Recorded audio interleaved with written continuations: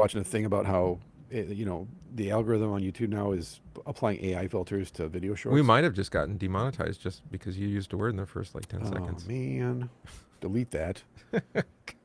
I'm not Wow. showing us live yet, though. You got to give me a countdown. I have live on mine. It says 29 Well, seconds. no, I know, but I haven't got. I'm looking on YouTube here. YouTube Banned Books live. I just got the notification. Let's see where it starts in. We might have just gotten demonetized. Oh, look. See, it's already cut off. Nice. Perfect. Perfect. You said it right before we went live. Okay. There we go. Thank you, Lord. That makes it easier for me. But I think if we circle all the way back to where we started at, since we're live now, and we'll work our way out in this way, Into the official beginning. Yeah, of we'll the do a show soft too. start in a second.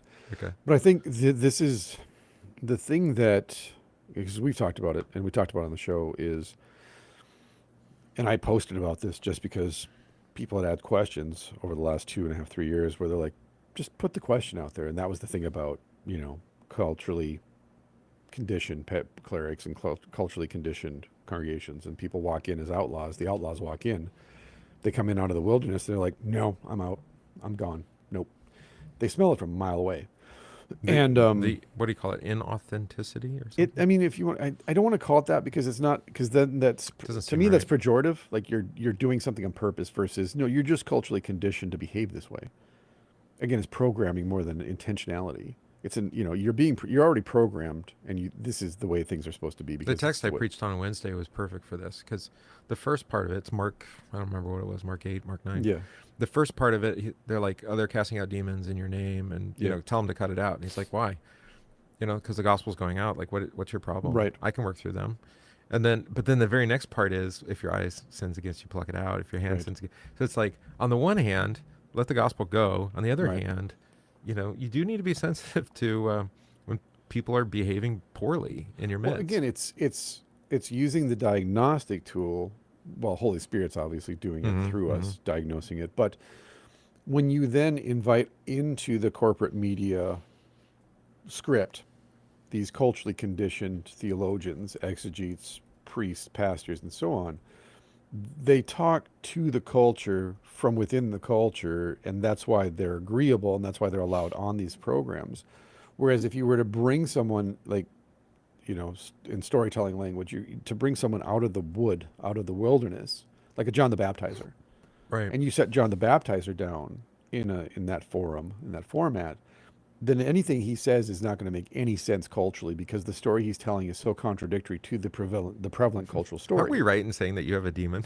Right, exactly. No, exactly. Right. Yeah. And I'm not saying the other side of like the fundamentalist, everything's about Jesus, you need to convert now kind of proselytizer. I mean, literally like the guy that comes out of the woods with a story and you're like, what are you talking about? Yeah. Who gave you this authority? Right. And why are you talking this way? You're not following the rules, man. Right. And so those people will never be allowed to talk in that corporate format because it's a culturally conditioned format. So automatically, if someone gets on there, Dream Rare, our friend Dream Rare on social media, long-haired guy, mustache. He's kind of like a JP Sears, but not funny. He's more serious. Anyways, Dream Rare was allowed on. He posted this morning about it. He's like the one and only time I was allowed on corporate media in 2019, and he had to wear a suit. And he cut his hair because he has long hair. And he wore a suit with a tie. And he's like, yeah, and I regret doing that because I dressed for the part. And it's like, no, I should have just been myself, done the interview. It may have been actually what they wanted. It's exactly what they wanted because then he looked agreeable to the script, to the culture. And what is that? That's a... Oh, I know that expression just popped in my head. Trait agreeableness. I probably heard it from Jordan Peterson, right? Sure. It's a psychological term. Yeah. Like, and scoring low in the trait. Oh, that's right, because they do these trait examinations, right? Determine. Get in the cattle run, dude. Get inside the fence. Exactly. Yeah. I probably score very low in that trait, but not as low as you. No, definitely not. Yeah. So for Christmas or sooner, my wife is going to buy me a yurt or a teepee for my writing room. Are you? Okay. And then I got some friends from church are going to help me put it up out in the backyard by my maple trees. I saw a guy who heats his yurt. Mm-hmm. You can guess how. He's got solar panels outside. Ew. And he runs things that generate heat underneath his yurt. Yeah. I mean, that you could do it that way, Yeah. I guess. Well, they're called Bitcoin miners, but anyway. There we go. Okay. You didn't see that coming, did you? No, I didn't. No, I'll go with ye old wood stove. I was looking at a house not far from here. I'm not Actually, gonna buy. mine, I'm just gonna have a smoke hole and just It's burn. it's wood. not a good time to buy anything, but but it had a wood stove right in the center, and I'm like, ugh, Yeah. just Yeah. shut off the gas. Just Well, Geit's got his writing little pavilion pagoda thing in his backyard. that's the other thing it has. It Yeah. it actually has two outbuildings that could be writing sheds. Yeah. Yeah. And just- I want one desperately, and she knows that. I don't like writing at church in my office. It's just a different vibe, obviously. it's not that it's. I don't know. What do you want to say about it? Well, for me, I need that. So we were talking about this off air, so I'll just kind of follow up on this. So the Shanachie, again, Martin talks about this, that a storyteller has to stand he's a hinge speaker. You have to stand on the hinge between the wild darkness and the village conversation. You can't be one or the other, right? Because it basically is like, this has to be like an orderly, rational, logical conversation in the village, right? Like, how are we going to run business? How are we going to live? How are we going to, take care of, This is what people expect from the church too, by the way. right. Versus the wild darkness is you have to know the green man, and you have to know the mossy face of Christ, and you have to be grounded in the stories of like the fox woman spirit, the spirit of the forest. Like, you have to know those stories. Yeah. Because those are where the medicine come from. But again, that's the eye of wonder, the path of imagination and the Holy Spirit. So you have to be a hinge, though. You can't be one or the other. You can't wander off into the woods because you'll be captured, and you can't wander into the village. And it's actually the Jungle Book, now that I think about it, right? That Mowgli, the character of Mowgli in the Jungle Book, is being pulled between two worlds: the world before Britain came in and colonized India, and then the world after. And fire becomes the symbol of this, right? Of industrialization. It's Princess Mononoke, if you're into anime and so on, Studio Ghibli. And so Mowgli makes the choice in the end. Actually, the story of Mowgli is almost lifted verbatim from Gilgamesh, because Enkidu, the wild man, is tamed by the prostitute, by the woman. This is a crazy mashup you're doing here. And Mowgli is tamed by the girl, by the woman he sees. And he leaves the... That's a story as old as time. Right. But again, it is, because it's from Gilgamesh, the story that is literally as old as human civilization. And Gilgamesh is Nimrod. Like, they've proven that archaeologically and through etymology. Nimrod is Gilgamesh and vice versa. That was his name. And so that means then that the story of Gilgamesh is the story of Nimrod, which then makes sense why Noah is in the story of Gilgamesh, which means Nimrod actually knew Noah, which is wild. So that means then that story of Gilgamesh, which is really the story of the Jungle Book, which is really the story of then the pull toward industrialization, towards progress, toward being gods, versus the pull to come back into the garden, because that's really what the forest represents and symbolizes. That is literally as old as humanity and human civilization, and how it's iterated through stories and retold and retold and retold and retold. Because even the Grail legend is that. It's the same thing. Like, he has to go into the woods on a pilgrimage to find the Green Chapel, to find the Green Knight. It's kind of a fallacy to say, well, like, which came first? Like, Right. I don't understand why that needs to be done. Well, Eden came first, obviously. I mean, that's Right. your I mean, Ur. there is a kind of a Your scriptural- Ur source is Eden, and everything we else do is a want to crumb. make that assertion, probably. Yeah. Because once you see Eden as the table, then you realize that all stories, even the gospel, is the crumbs of Eden. That's why we're so hungry for the gospel. That's why Paul is so urgent for the gospel to be preached, because it is literally the crumb. Because the wafer we receive at the communion rail is just a crumb of the feast to come. We sing that, a foretaste of the feast, an appetizer. So, like, the Lord's table on Sunday morning is more like a tapas bar for what's waiting for you, the main meal. I know we've ranted about this before. It does make it sound like it's less than. Well, it is in a big sense. In the big cosmic sense, it is less than. It's the crumbs. Yeah. But even the dogs receive the crumbs that fall from the master's table. Right. But that doesn't mean that the dog wouldn't like to be seated at the table and have more, right? And better to be a dog at the table receiving crumbs. Exactly. Better to be a doorman in the temple of our God than to be out in the dark in the gutter. Dwell in the tents of the wicked. And so the story persists. And because the story comes to communicate this bigger, deeper mystery, this truth, when you enter and stay in the village, you choose fire, you choose woman, you choose industrialization, walls, you choose what Cain chose and Lamech chose and Nimrod chose. you cut yourself off from Eden. And this, of course, is a running theme throughout all of Scripture, especially the Old Testament, the distrust between the hunter-gatherer agrarian, or the hunter-gatherer wanderers, and the ones who settle down and The city-dwelling the mechanical. city-dwelling agrarian-based people. Like, Less agrarian mechanical.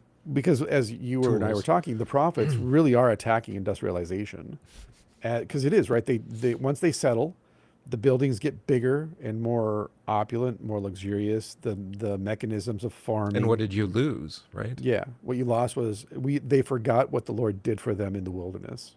That's the refrain of Joshua. We're reading When we Joshua actually and Chapel. had the right idea post-war, with the victory gardens, Yeah, because it was decentralized food. sense. It was Yeah. I mean, I know. yeah, it yeah, was- yeah. The victory gardens in the sense of like an actual garden, Like not flowers. we're all. Yeah, We're not subsistence farming, but we're all working together and we'll share as Right. we need, and it's kind of like electrical grid or whatever. Mhm. It's like, it doesn't make sense to have like one large reactor. Right. It doesn't make sense. right. Like, just spread it, and then we can be responsible.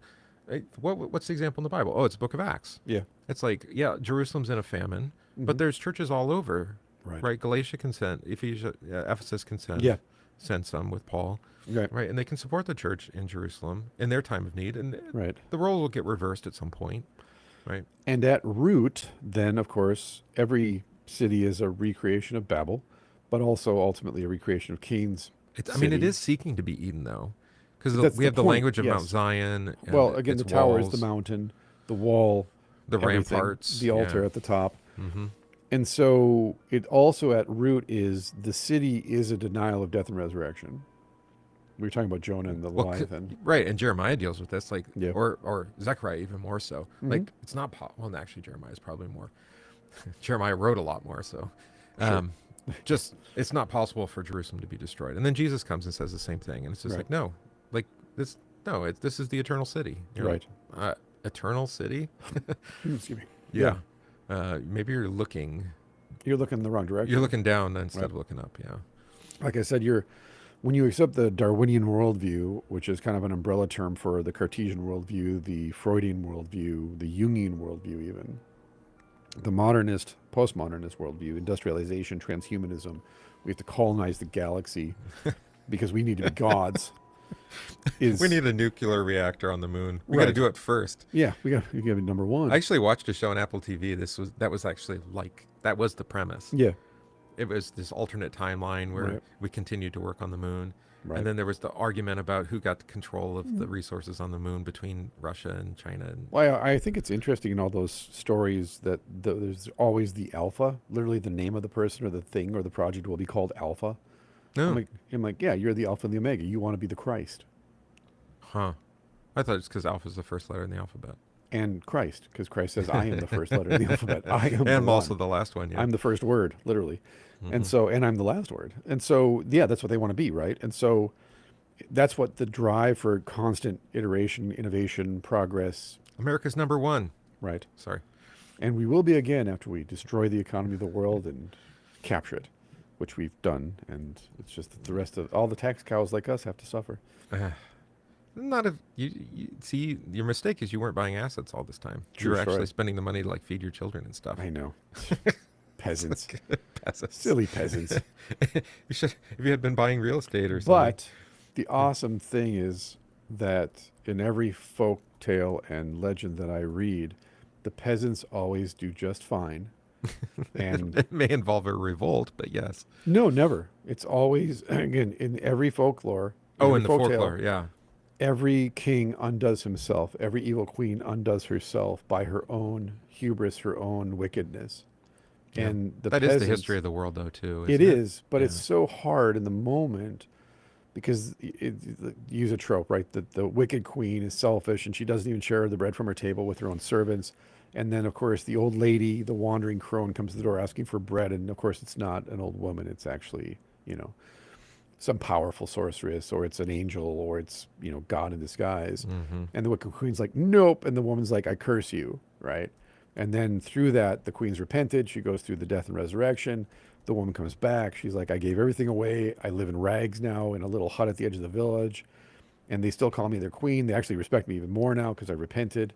And the one's like, all right, the curse has been lifted. But the queen remains that person from then on because she's been taught that hard lesson.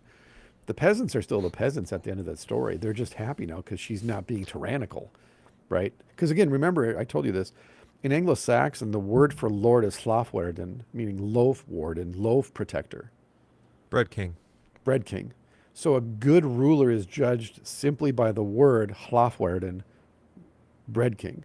Do you provide and protect the bread that goes on my table, or do you not? And now read John 6. Yes. And now read John 6, and you realize that there's only one good kind of king that symbolizes Jesus, that serves Jesus, which is the king that says, do you have enough? This is Fat Tuesday, Shrove Tuesday, right?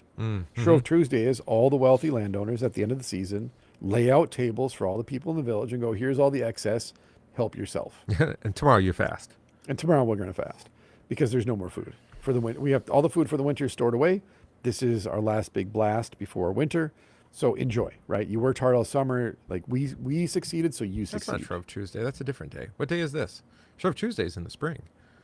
It's right before Fat Tuesday, whatever Fat Tuesday is. Yeah, it's right before Ash Wednesday. Yeah, It's so it's usually the end of the March. winter. So no, not the harvest feast, but it's the end of winter, all the leftovers from winter. Ah, yeah. Okay. Thanksgiving tradition comes from a different fall harvest tradition. Yeah, I wonder which one that is. That's Twice a year. interesting. But anyways, as you pointed out, it's a John 6 tradition that then is translated into regular life. Take him by force to make him king. Yeah. So the Hlafwarden then literally is, are you a tyrant? I don't know. Are you Prince John from Robin Hood? You're a tyrant. Are you the opposite of him? I mean, we are kind of simple people. Then you're godly. If we have bread. Well, remember what the 3 temptations are. The Yeah. first one is bread. Yeah. Yeah. And we usually don't make it past that one. No. And so, again, it's what I'm communicating, what we're going to drive into, because we're coming out of the Tolkien letters, is, as Martin says, no one on their deathbed ever said, I really wish I had listened to less great stories, right? Like in our tradition, we say, no pastor on his deathbed wishes he had preached more law, which is cute and trite, but I actually like Shaw's better because on my deathbed, I'm never going to say, I really wish that I had preached the gospel with less excitement and enthusiasm for the stories. Less predominance, yes. Yeah, I really wish I'd done less parabolic preaching, right? Or talked about Genesis less. You're never going to say that unless you're just a complete, like, rational, right brain person, which they're the most boring materialistic people to begin with, and they're probably Sorry.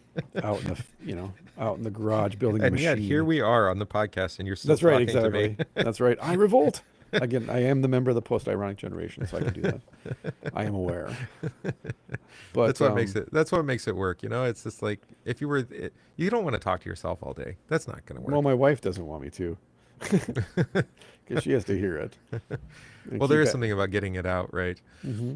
Yeah. Yeah. But for me, like having a writing place, like that whole, I used to have one back when I was young and Now free. you're almost convincing me to take on this stupid, 7% mortgage to get this place. It's got 5 acres. It's wooded. To each his own, but It's out, I mean, it's out in the woods, I'm just saying, and there is the, it's where the wild Christ meets you, just a walk in the woods. out on the edge of Sidon and Tyre, out on the borderland. That's where he's at. It's just everything's overpriced right now, but I don't think it's ever going to come It's down. not going to get better. I know. We're It's not never at that gonna- point. There is no return. There is no return. No, not anymore. Yeah. No, it's only going to get worse. So actually. I could probably do it for $1,000 a month, more than what I'm paying now. Then do it. You're not helping. The Lord will provide. I need my writing shed. Riley said we don't have enough faith. So. I mean, I didn't want to put the money down. I mean, but a Riley's mortgage. like, have faith. A mortgage is an act of faith. So Yeah, or you could just put up a teepee in your backyard. I mean, just simplify. yeah, Your kids would enjoy it too. Underneath the cell tower, right? 100%, exactly. That's right. Your smoke hole just stares straight up at 5G. Yeah, I don't think that might not be the best. It's not millimeter wave. Well, there you go. Just tell thankfully, Ann, it's. Do you want cancer? I know. in your Well, 60s? because it's also it's well and septic instead of You. city. Yeah. No, I mean. Oh, yeah. I'm on the city water. Yeah. Now. And they keep raising it's the Yeah. property Well, of tax course that's they do. killing us. Yeah, for sure. Whereas this is lower. But no, I'm going to get a full. I said, yeah, get me a full size teepee. I got people that'll help me set it up. I can That's go out there and fantastic. write. I'll face it towards the hollow, so I can just have my animals. And you can Yeah. burn in it. Yeah, because it's got a Okay. smoke hole. It's a regular Yeah. teepee. Yeah. Yeah, or a yurt, depending on which ones. I think You don't have to do like a chimney stack or anything. no. Okay. Well, I mean legally, but Well, whatever. It's just a playhouse for the kids, man. That's all it is. Yeah. It's just There is something about tree houses too. Yeah, for sure. Those are appealing. But no, I'm like, I need that. I need it. Like I need it. It's not a want anymore. It's a need. It's transmuted. It has one. transmogrified. You know, the younger three are like, let's go camping, and then I explain to them, they're like, let's not go camping. That's too much work. I'm like, or we could just do it in the It's hard. backyard. We have it. So yeah, you know, and all my animals that like me now and hang out with me. Shrove Tuesday from Shriven, Yeah, forgiven. right. Before you go to Ash Wednesday, you Yep. go and confess. Mhm. Yeah. We've And- turned Ash Wednesday into Shrove Tuesday, basically. Yes. It's all about confessing on Ash Wednesday. right. Right. But, So, all right. and for those of you who don't know yet, this is the Ben Books Podcast, and we are a part of the 1517 Podcast Network, and we are the hosts, Christopher Gillespie. Chillin' and willing, maxing and relaxing. in And the I'm morning. Donovan Riley. And so if you're still with us and this is your first episode, this is what it's like all the time. We Although just if you talk. listen in the audio format, you may have lost all the preliminary talk. Oh, I know. what's the point? This is And the best part of the podcast. Watching two talking heads on YouTube or whatever is, Normal? What people do now, apparently? I according to guess, the metrics? it's actually true. Yeah. Yeah. We've seen, we're still predominantly audio listeners, but who knows, because the player just downloads, right? So Right. do you actually listen? Do you listen to the whole show? This would be good feedback. You could send it to Donovan Yeah, on absolutely. at his email, Sure. and he might read it. I He won't. won't respond to No, it. it all goes to spam. Nothing goes to my inbox. I have everything set now. We'll talk about that on our show, but my whole family's made the 80-20 shift where we're 80% offline, Yeah, physical media yeah. only. Hence the tent. Disconnected. Ah, there's the Hence connection. the tent. Yep. There's the Hence the teepee. Yep. That's the TP. Full-sized. What do you want to talk about today? You let me pick. W.H. Auden. Yeah, you let me pick. I did. you That's, s- that's literally how much I've changed in just the last. This is like the first 7 time in a very days. long time, but I don't want to. I want to do a good job because Okay. you might not let me do it again. Right. I had a whole possible thing. I mean, I you did. said I texted you at 5 or whatever. and Did we say we no, were going to read It from was inspiring. Tolkien? It was inspiring. Yeah, and then you texted me this morning. Yeah, said, "Oh yeah, we were going to go through Tolkien's index of his letters and Yes. look at some of the things that he refers to." Yes. And There what we we're go. going to look at today, he refers to in a letter, because W.H., that's Wystan Hugh Auden, Yeah. by the way. Yeah. Apparently, he refers to him many, many times. Because he was a student. Yeah. He sat in his lectures. So Auden was born in 1907. I'll do a little bio here. There we go. Known for his poetry, of course. I say, of course. Maybe you didn't know that. He studied, though.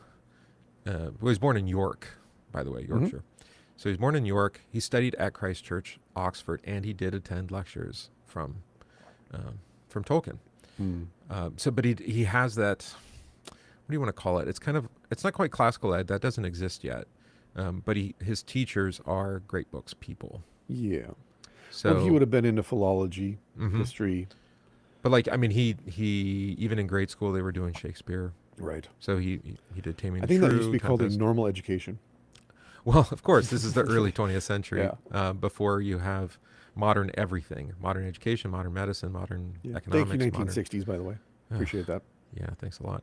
Yeah. I would have appreciated this kind of thing, but apparently started doing poetry when he was 15, 13. Yeah, No, yeah. 13. So So, he but was that's a poet. He that's was a real also the poet. time when he's writing poetry is also the time when he basically walks away from the church. Right.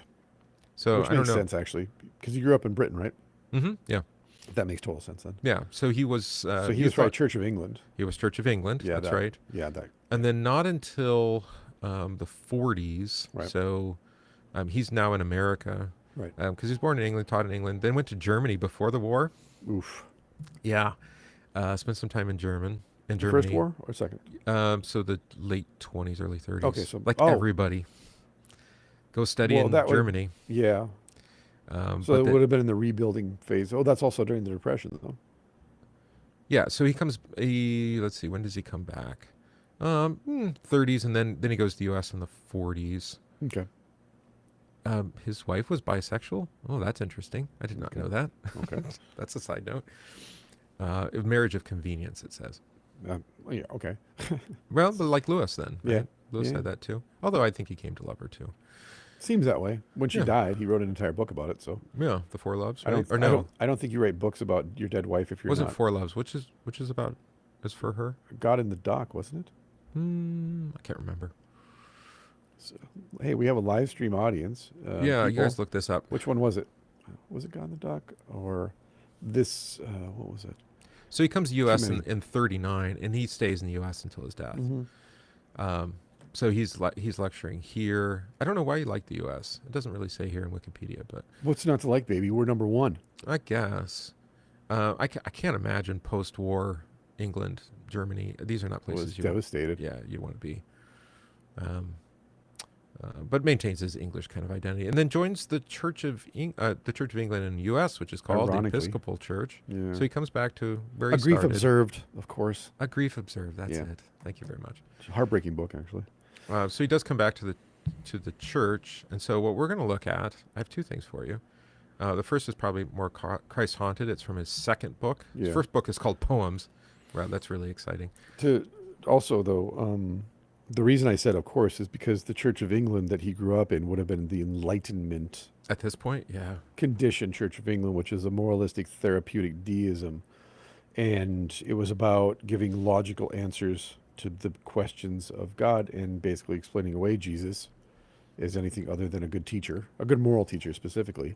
And for a poet, for somebody who's like I talk about this, is what we call imagination is the path of the Spirit. It's the path of the Holy Spirit, the path of wonder and mystery, the path of imagination. Yeah. So if you're raised in a church or you're raised in a religious community where it's moralism that's kind of at the center of your faith, like that's what defines faith, is like moralism and this generic kind of God, like deistic, and then God just wants you to be happy and behave yourself and belong to a church and go to heaven when you die. It's basically boring then. It's super boring. Yeah. Like you're thinking in poetics, and then they're talking to you about, well, God made this flower to reveal his grandeur and his providence. And you're like, I don't care about his providence. How, like, tell me, like, how was Can we the flower talk? made? Well, can we To talk what a little bit purpose? more about poetry? I mean, because you Yeah. write some and you write prose though mostly, I Yeah. think. But I've been but writing it, poetry since I was like 4. yeah, Yeah. in both cases, what is poetry? It's like It's- I think it- it's you're maybe you're not going to like this picture, Mhm. but it seems to me you're putting words together like you put male and female together, and then something new comes out of it. It's a an creative attempt act. it's an attempt to put words to something that's indescribable. Yeah. That's what it is. You're trying to describe mystery. But you can't be almost described. create something new though in the process. Yeah. Like a new perspective It's a song without music. Yeah, a new way of understanding or But new thing. again, being a musician by training, It's inventive, yeah. and then being an artist by training, poetry is just art and music. The words are the art. The words are the Visual. raw materials, Yeah. and then the music comes out of the rhyme scheme, the alliteration, and so on. And so, yeah, I mean, I don't really write poetry too much anymore because one, it takes a lot out of you, and number two, no one cares anymore about poetry, and so.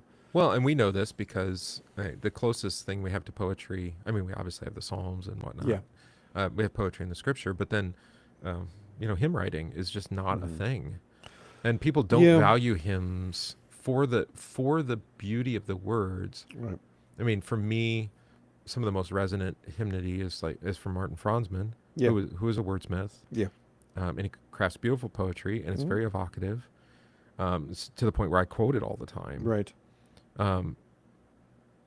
But that's kind of rare. Yeah. I mean, I don't find most people quoting We're not taught hymns. poetry, and we're not taught story. We're not taught to memorize it. This is how I quote Yeah. it. It's because I actually commit it to memory. Right. So I take the time to learn it, force myself to try to Right. sing it from memory. Right. And so that it becomes part of you. There's a famous Roman Catholic scholar that doxology is brought in a few times, which is a pastoral training thing that our church has. What's his name? I follow him on the internet. He teaches literature at a school. And I heard him recite, like 15 minutes of some poem, some epic poem, just from memory. Yeah. And you're like, who are you? Where did you come from? Nobody does this. And Well, then he laments. That leads us, though, is that good poetry does tell a story. It tells a tale. That's why couplet, like Like the Malcolm Guite. ballad or something like that.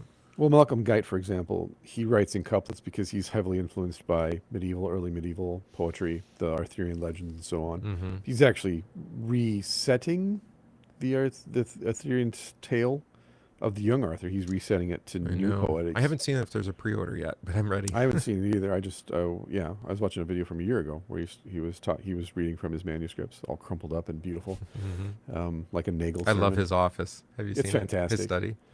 But it was a great video actually because him and Martin Shaw were together and they had been drinking and smoking before the camera got there, and it was fabulous. The room was smoky. Like, because Shaw's room is the same as Geit's room. It's the exact same. It's the exact same. It's just wall-to-wall books, a couch, a chair. And the chaos of the books makes me feel better. It does, doesn't it? Yeah, yeah. yeah. You're like, that's American right there. That's America. Where all the same volumes are together. Yeah. I saw a woman the other day on a video, and she just stacked her books up on her shelves like some savage. like you couldn't even see the spines. They were just at some stacked point up you and start shoved. running out of space, and you just have to put them on top. No, there's no excuse for it. There's no apologizing for that. One or the other. If you're gonna pile them up, I have no problem with piling up books, but spine out, like spine out, dude. Oh, she didn't have spines out. No, they were just piled up. I'm like, oh my lord. Are you just doing? collecting then at that point? I guess. Just throw them on the ground. But that's the Okay, so we had Shaw and Geit. But anyways, he was reading from the young Arthur. And Geit is poetic. Actually, so the Sorcerers, the Disney movie about Arthur, Sword in the Stone. The Sword in the Stone is actually taken from that legend of the young Arthur, where Merlin appears to Arthur as an owl and then says, "Come with me," and Arthur's like, "I can't fly." He's like, "Don't worry, I'll turn you into an owl." And then there's this whole meditation on the flight of owls and what owls can teach Arthur as a king. And yeah, they actually got that. The Sword in the Stone is from that, and Geit's resetting that. So it's called couplets. Merlin's Isle, an Arthuriad. Yeah. Whatever that means. An Arthuriad. Well, a story about King Arthur. Yeah. And so the tale came down the years in every land and tongue, and old folk told it through their tears and gave it to the young. Yeah. So that's what you're talking about. Yeah. Yep. Because that's from Galahad and the Grail. Yep. Okay. And they're so deeply immersed in those stories that, like you said, they don't quote them. That's just the way they talk. And if you're into that kind of thing, and I am obviously. So volume 1 is spring 2026. Okay, that makes sense. Thank God. We invite you to take up the tale. Join us. It's going to be epic. Oh, absolutely. Oh, he has at least the beginning here. It's what is this? 8 stanzas, 10 stanzas. I'll link to it. People can go check it out. But there's no pre-order yet. It's recognizing then that for us as Christians, 2/3 of the Bible is narrative, story.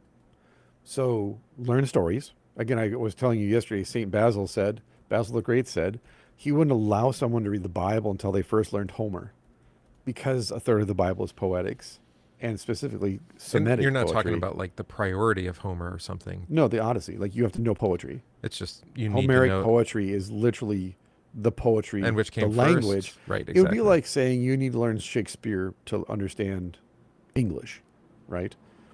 Is that like Shakespearean English isn't even the language they spoke of that day. Mm-hmm. It's a very specific kind of English, and it's done that way on purpose, like the King James Bible is. Sure. But it is then the normative. Because it's performative. It's normative. Yeah. And it ends Also, up being normative. Right. Yeah. And so you have to learn it so you can understand English.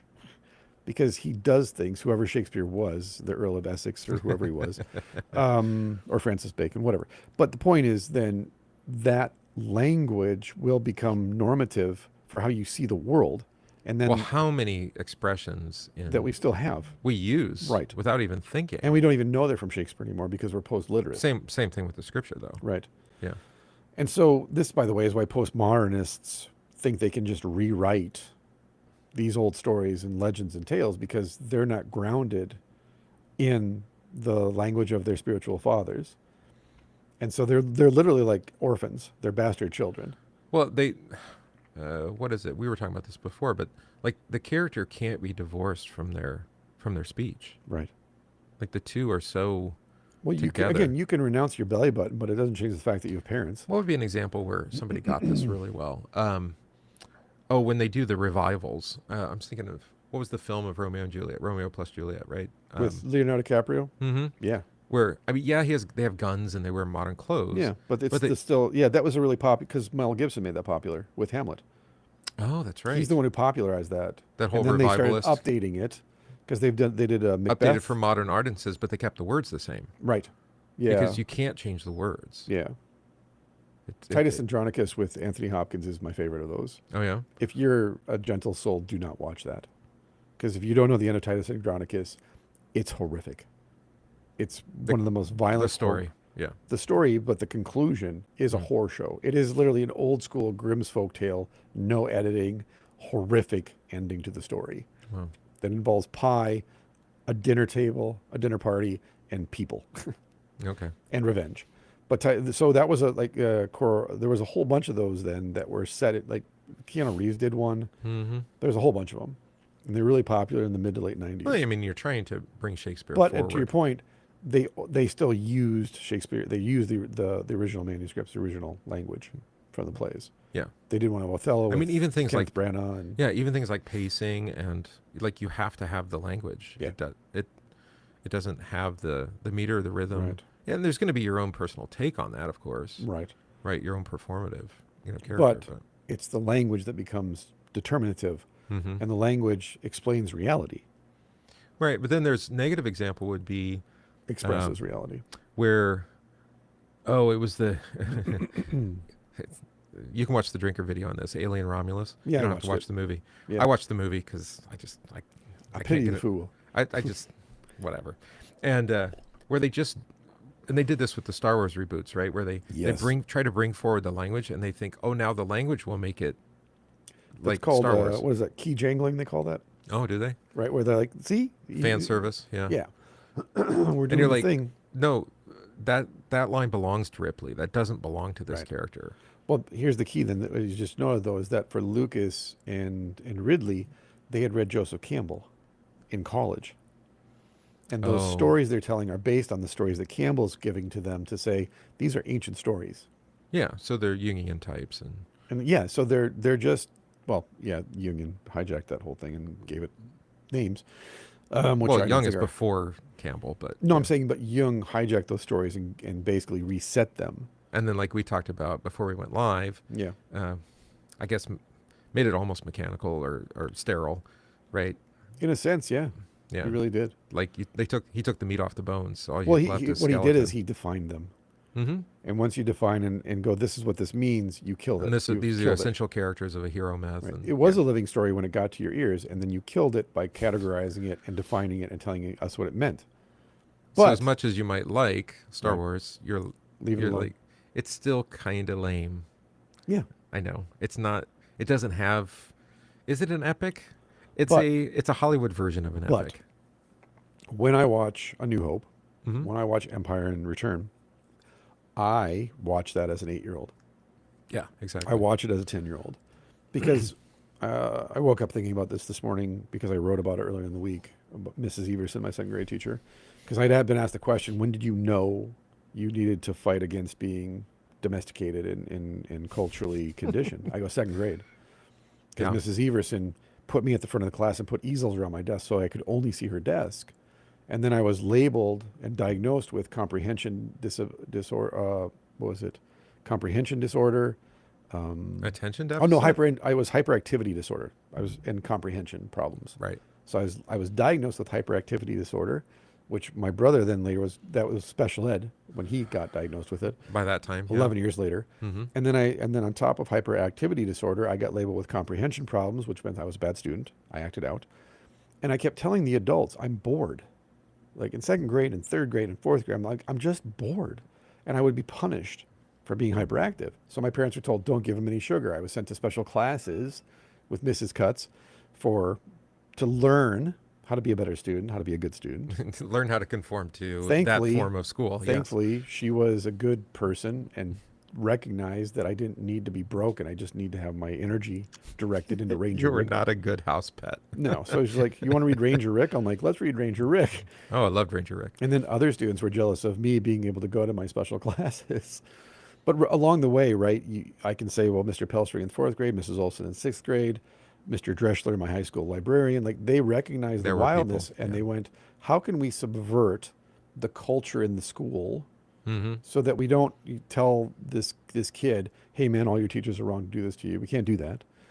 But yet we can feed that in a way that, and so like I was telling my children, when Mr. Dreschler found books, I found out I just found out this week actually, he was ordering those books for me this week because I was watching a video of my high school all-class reunion last year, and a guy who graduated in '82 told my story, but it was his story. Ah, And so in he did it for others 1982, too. Yeah. he was doing it for every student that he recognized, you need help, right? And so Mr. Dreschler, my librarian, he recognized Isn't it interesting? It's the specials. It's the special teachers. he was a Green Beret Ah, in okay. Vietnam. All the Vietnam vets that taught me in school were my favorite teachers. And I didn't know that until after I graduated, that they were all Vietnam vets. And 2 of them were Green Berets. Wow. And so they understood, obviously, this kid's not a problem. He just needs that energy directed in a certain... Because when you're Yeah. in the military, there's And in Vietnam... any kind of problems Yeah. are immediately apparent, and Right. you have to figure out how to deal with it right And away. how do you deal with unit cohesiveness and you have a company or a squad? And so what they recognized is, again, like Mr. Haugen, my literature teacher, he hated, he again, Green Beret, he did not have any patience for screw-ups. Right. But for some reason, he loved me. He wanted his daughter to date me. I found that out after I graduated. I was talking to his daughter. She's like, my dad was constantly trying to get me to ask you out. I'm like, why? I was such a screw-up. He's like, no, he loved you because you were the only student in class that ever showed any interest in the stories he was teaching. Ah, But what they recognized, and this is my point, the stories that they gave me to read and I read and devoured taught me morality. They taught me how to be a student. They taught me how to be a good person. They taught me how to love and hope and courage and bravery, which all my other teachers were trying to teach me. But they're like, memorize and then take the test. And that's how right. you do this. They're like, I can teach this kid what you're trying to teach him by just giving him a book right. and turning him on. Right. And so I had that implanted in me from elementary school then. And then as an adult, you come, like God gives you those stories and goes, you had them the whole time, man. I gave you these treasures before you were even old enough to walk. Let me reintroduce them. Right. And you're like, oh, the thing that that the world tries to get out of you is that childlike sense of the wonder and the amazement at the story. Yeah. But Jesus says you can't enter the kingdom if you don't have faith like a child. Now, I mean, maybe because I'm a son of a elementary school librarian, but that may condition my response here. Yeah. I think everyone responds to story. I don't think Well, of that's course they do. unique. It's Now- just that you hear enough bad stories. But not everyone responds to that kind of rigid, Mechanistic, education. institutional, however you want to Some people define it. do. I think some people excel in that situation. Well, they thrive. The Yeah, some people do. valedictorian, for example, Right. Or the prototypical, the Asian student or something. Well, right? in my school, they were the preppy kids, right? The Yeah, preppy yeah, academic Yeah. kids. There are those that really can meet that system and, Right. and fulfill it. I did it out of just necessity, Mhm. not because I enjoyed it, Right, just to complete it and move on, right? right. In a performative kind of way. Sure. But the story seems to be, to me, that it's universal. Like Mm-hmm. but there isn't people. And maybe they didn't like to read. Maybe they If like the to have the story story is read to true, it them. must be universally true. Okay, yeah. Because there there's you go. only the truth, and then there's all the opinions. What we call my truth are just opinions, right? So if I say that there's a million billion truths, what I'm saying is there are a million opinions, but there's still only one like truth. lawyers, right? Right. The true stories are true for everyone, regardless of whether you grew up in 15th century China, 21st century LA, 3rd century Syria. It doesn't matter. The story is either true or it's not, like I was talking about earlier. It doesn't matter if you hear This is how I mean Disney became an international empire. 100%. Those original artists and writers for those old movies in Disney nailed it. I mean, it didn't matter what color skin the character had Yes, Tolkien was right. They're awful abominations of the original story. story. But the tropes are still there. Mm-hmm.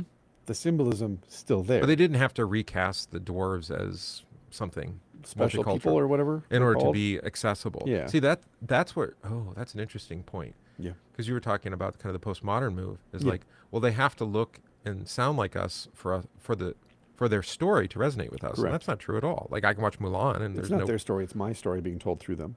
That's what it has to resonate with. Oh, and that's the reversal. That's why that's such bad dialogue and such bad direction, such bad acting, because you're not telling a story. So again, they don't believe, number one, stories are alive. They don't, number two, believe that the story actually does something to you, like it actually affects you. All they care about is, I'm going to tell my story. I'm going to do therapy through this character. So that means then that anybody who's like me will like this. Well, it turns out there's only one person like you. right. And then a group of people around a table who have to agree with you to keep their job. This is why I was on that binge with Wes Anderson for a bit again. Oh, just as, trying to as yeah, you and should. well, yeah, I mean, you can only do so many in a row, but I'm good for one, and then I spend about a month thinking about it. yeah, and but it makes this point. I mean, none of they're acting. Yeah. You know that all the actors are just having a fun time playing these Right. characters. None of these characters are you, Right. but there is a diversity of uniqueness. Well, there's I mean, three people writing the script, first of all. well, it's Right. Roman Coppola and Wes Schwartzman. Anderson and Schwartzman. Yeah, Yeah. yeah. So and they're friends and they enjoy each other's Right. company and they're just delighting. You can tell everybody involved is just delighting in making this, Right. and sometimes it's absurdist to the point of like no point at all, Right. and that's But okay too. But again, if you go back to like Tarkovsky, the famous Russian director, he said that I make art and it doesn't mean anything. Because again, to my point, Or it means if everything. I explain it to you, it ceases to be art. It becomes a product, he says. It becomes merchandise. And I think people might hear that as saying, well, it's pointless. Well, no, No, that's not pointless. No. No. The truth doesn't need to be explained. This is why Jesus never explains himself when he tells parables. Right. He actually answers their question with a deeper parable. To you has been given the mysteries of the kingdom. So, I mean, the film that kind of deals with this is Asteroid City, because it's a play, and so there's the movie. There's multiple levels. Yeah, right. And there's the interaction of the characters versus the character that they're playing, and Right. and it's the dynamic there. It's just curious, right?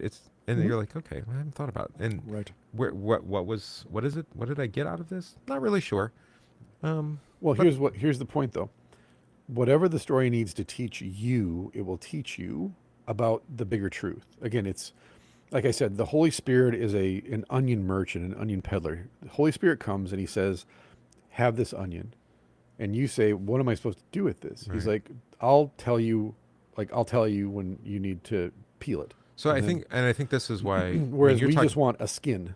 you're talking about story. Yeah. I think people inherently know that poetry works this way. Right. That's not. It's kind of, it's open, right? It's Right. not. It's not quite as fixed in its. My love meaning. is like a red, red rose. What the hell does that mean? Yeah, No idea. exactly. What does a rose mean to you? Yeah, song lyrics often do this too. Right. But people don't think of prose this way, and I don't know why. Like, Modernity. yeah, That's a modern move. It's a very modern well, it move. treats it as science. It does, actually. You're right. Yes. There's a method to it. I remember I had a high school English teacher, and I literally hated her for this. I think I got over it now, but I don't know. You but she brought said it up. she said it cannot. No, the story cannot mean that. Correct. She said Yeah, that to me. that's the wicked witch. That's Right. what that is. Right. That's the witch telling you that. I'm like, look, you told us like to read it and to Yeah. read ourselves into the story, or however whatever Right, language she right. used.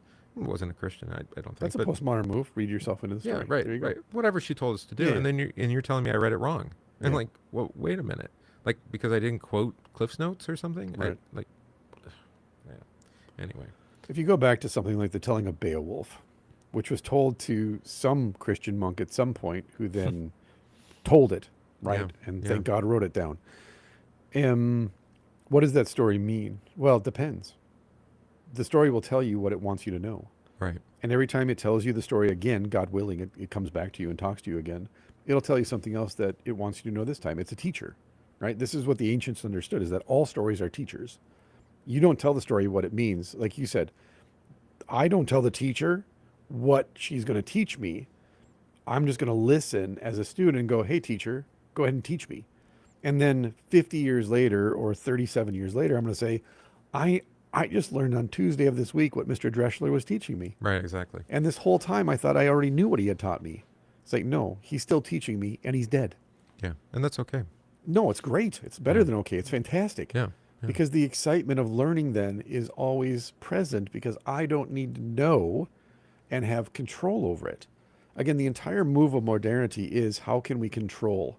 How can we break everything down into its component parts, explain it so that we can say that's what it is then. And now I own it because I'm God.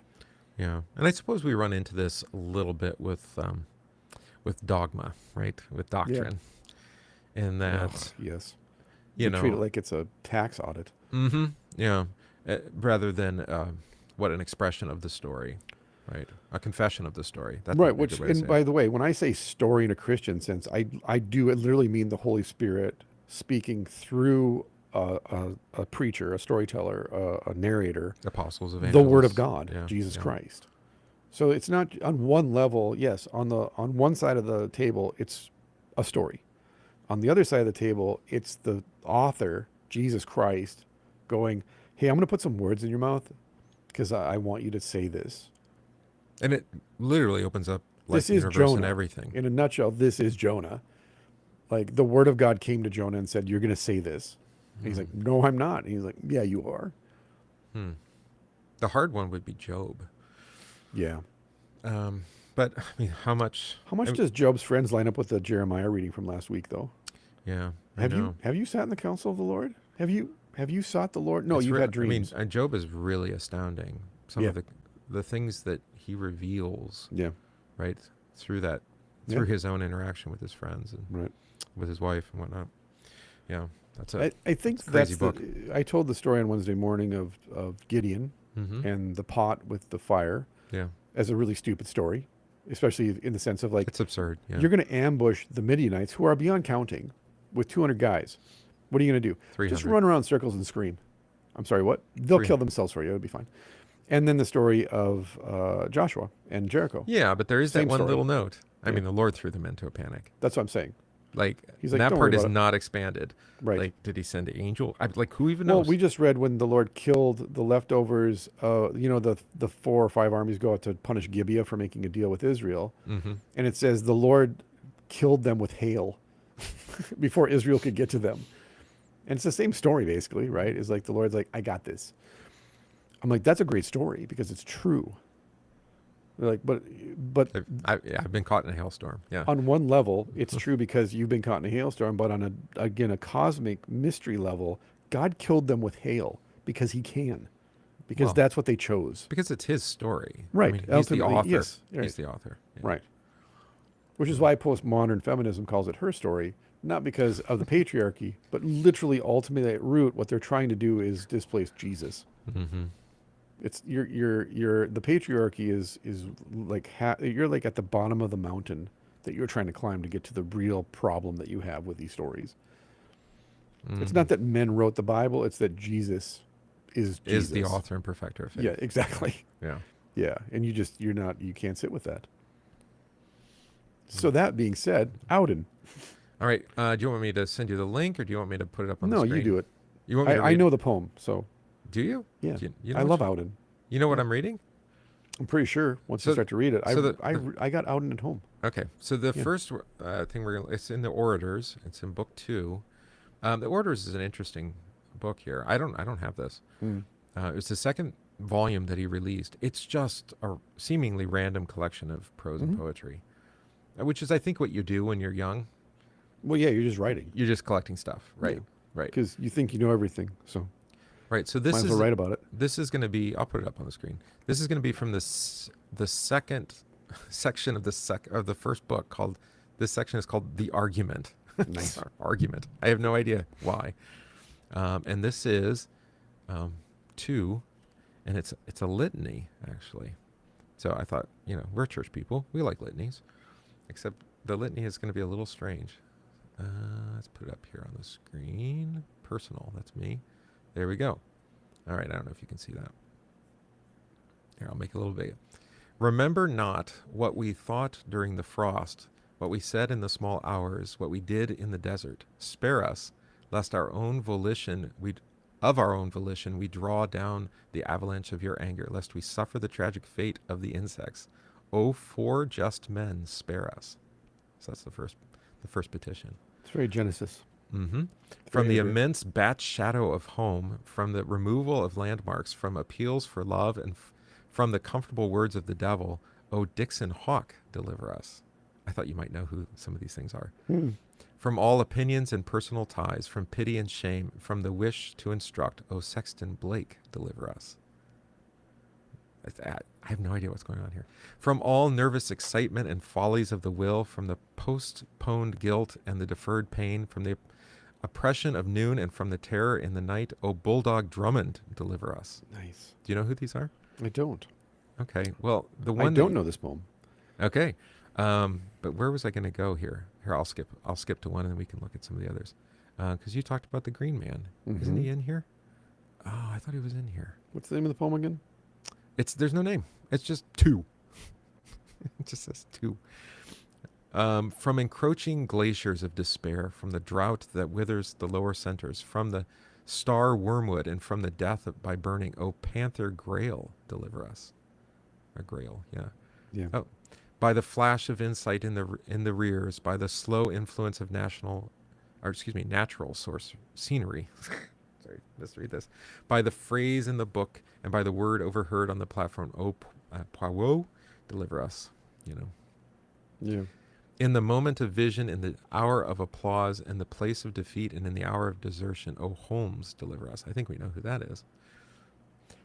For those who dance in the capitals, for those who handle a saw, from those who discuss the problem of style, and those aware of the body, from those who have done everything, and those who dare not begin, O cat with the fiddle, hear us. I know that one. Diddle diddle. Yeah. From those who cannot go to bed, for those in dormitories, for those in pairs, for those who sleep alone, O bull at the gate, hear us. All right. I'll read the whole thing and then we can talk about it. Yeah. For the devoted, for the unfaithful, for those in whom the sexual crisis is delayed, for the 2 against 1, and for the 7 against Thebes, O goat with the compasses, hear us. That's a Shakespeare. For the virgin afraid of thunder, for the wife obeyed by her husband, for the spinster in love with Africa, O bear with the ragged staff, hear us. Let's see, next one. For those who grow by division, for those who protest their innocence, for those who decline to die, O blue boar, hear us. These are all adventure heroes. These are all fictional characters. Oh, no, there's the Green Man. It's at the end. All right. For those who borrow and for those who lend, for those who are shunned on the towpath. Yeah, that's right. For those regarded in their households as saints, O swan with the 2 necks, hear us.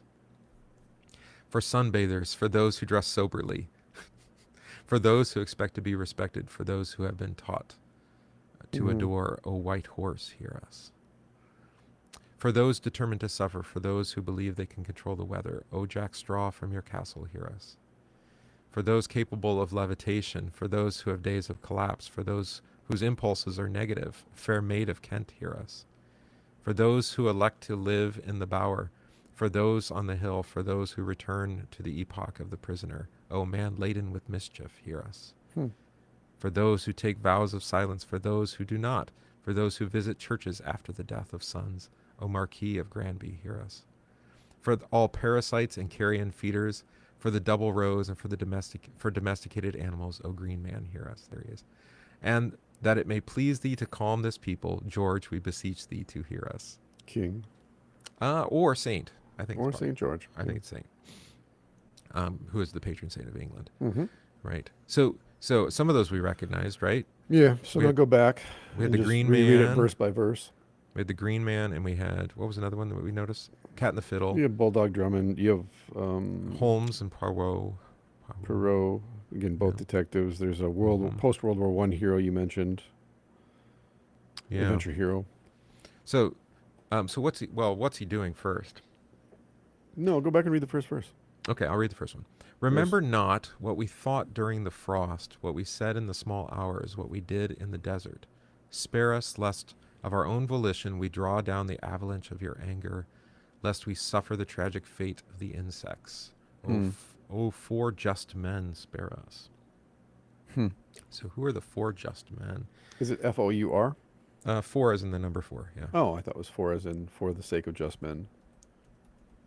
Who are the 4 just men? 4 just men. Oh, 1959, 1960 drama. Well, that's later. That's a TV series. Yeah.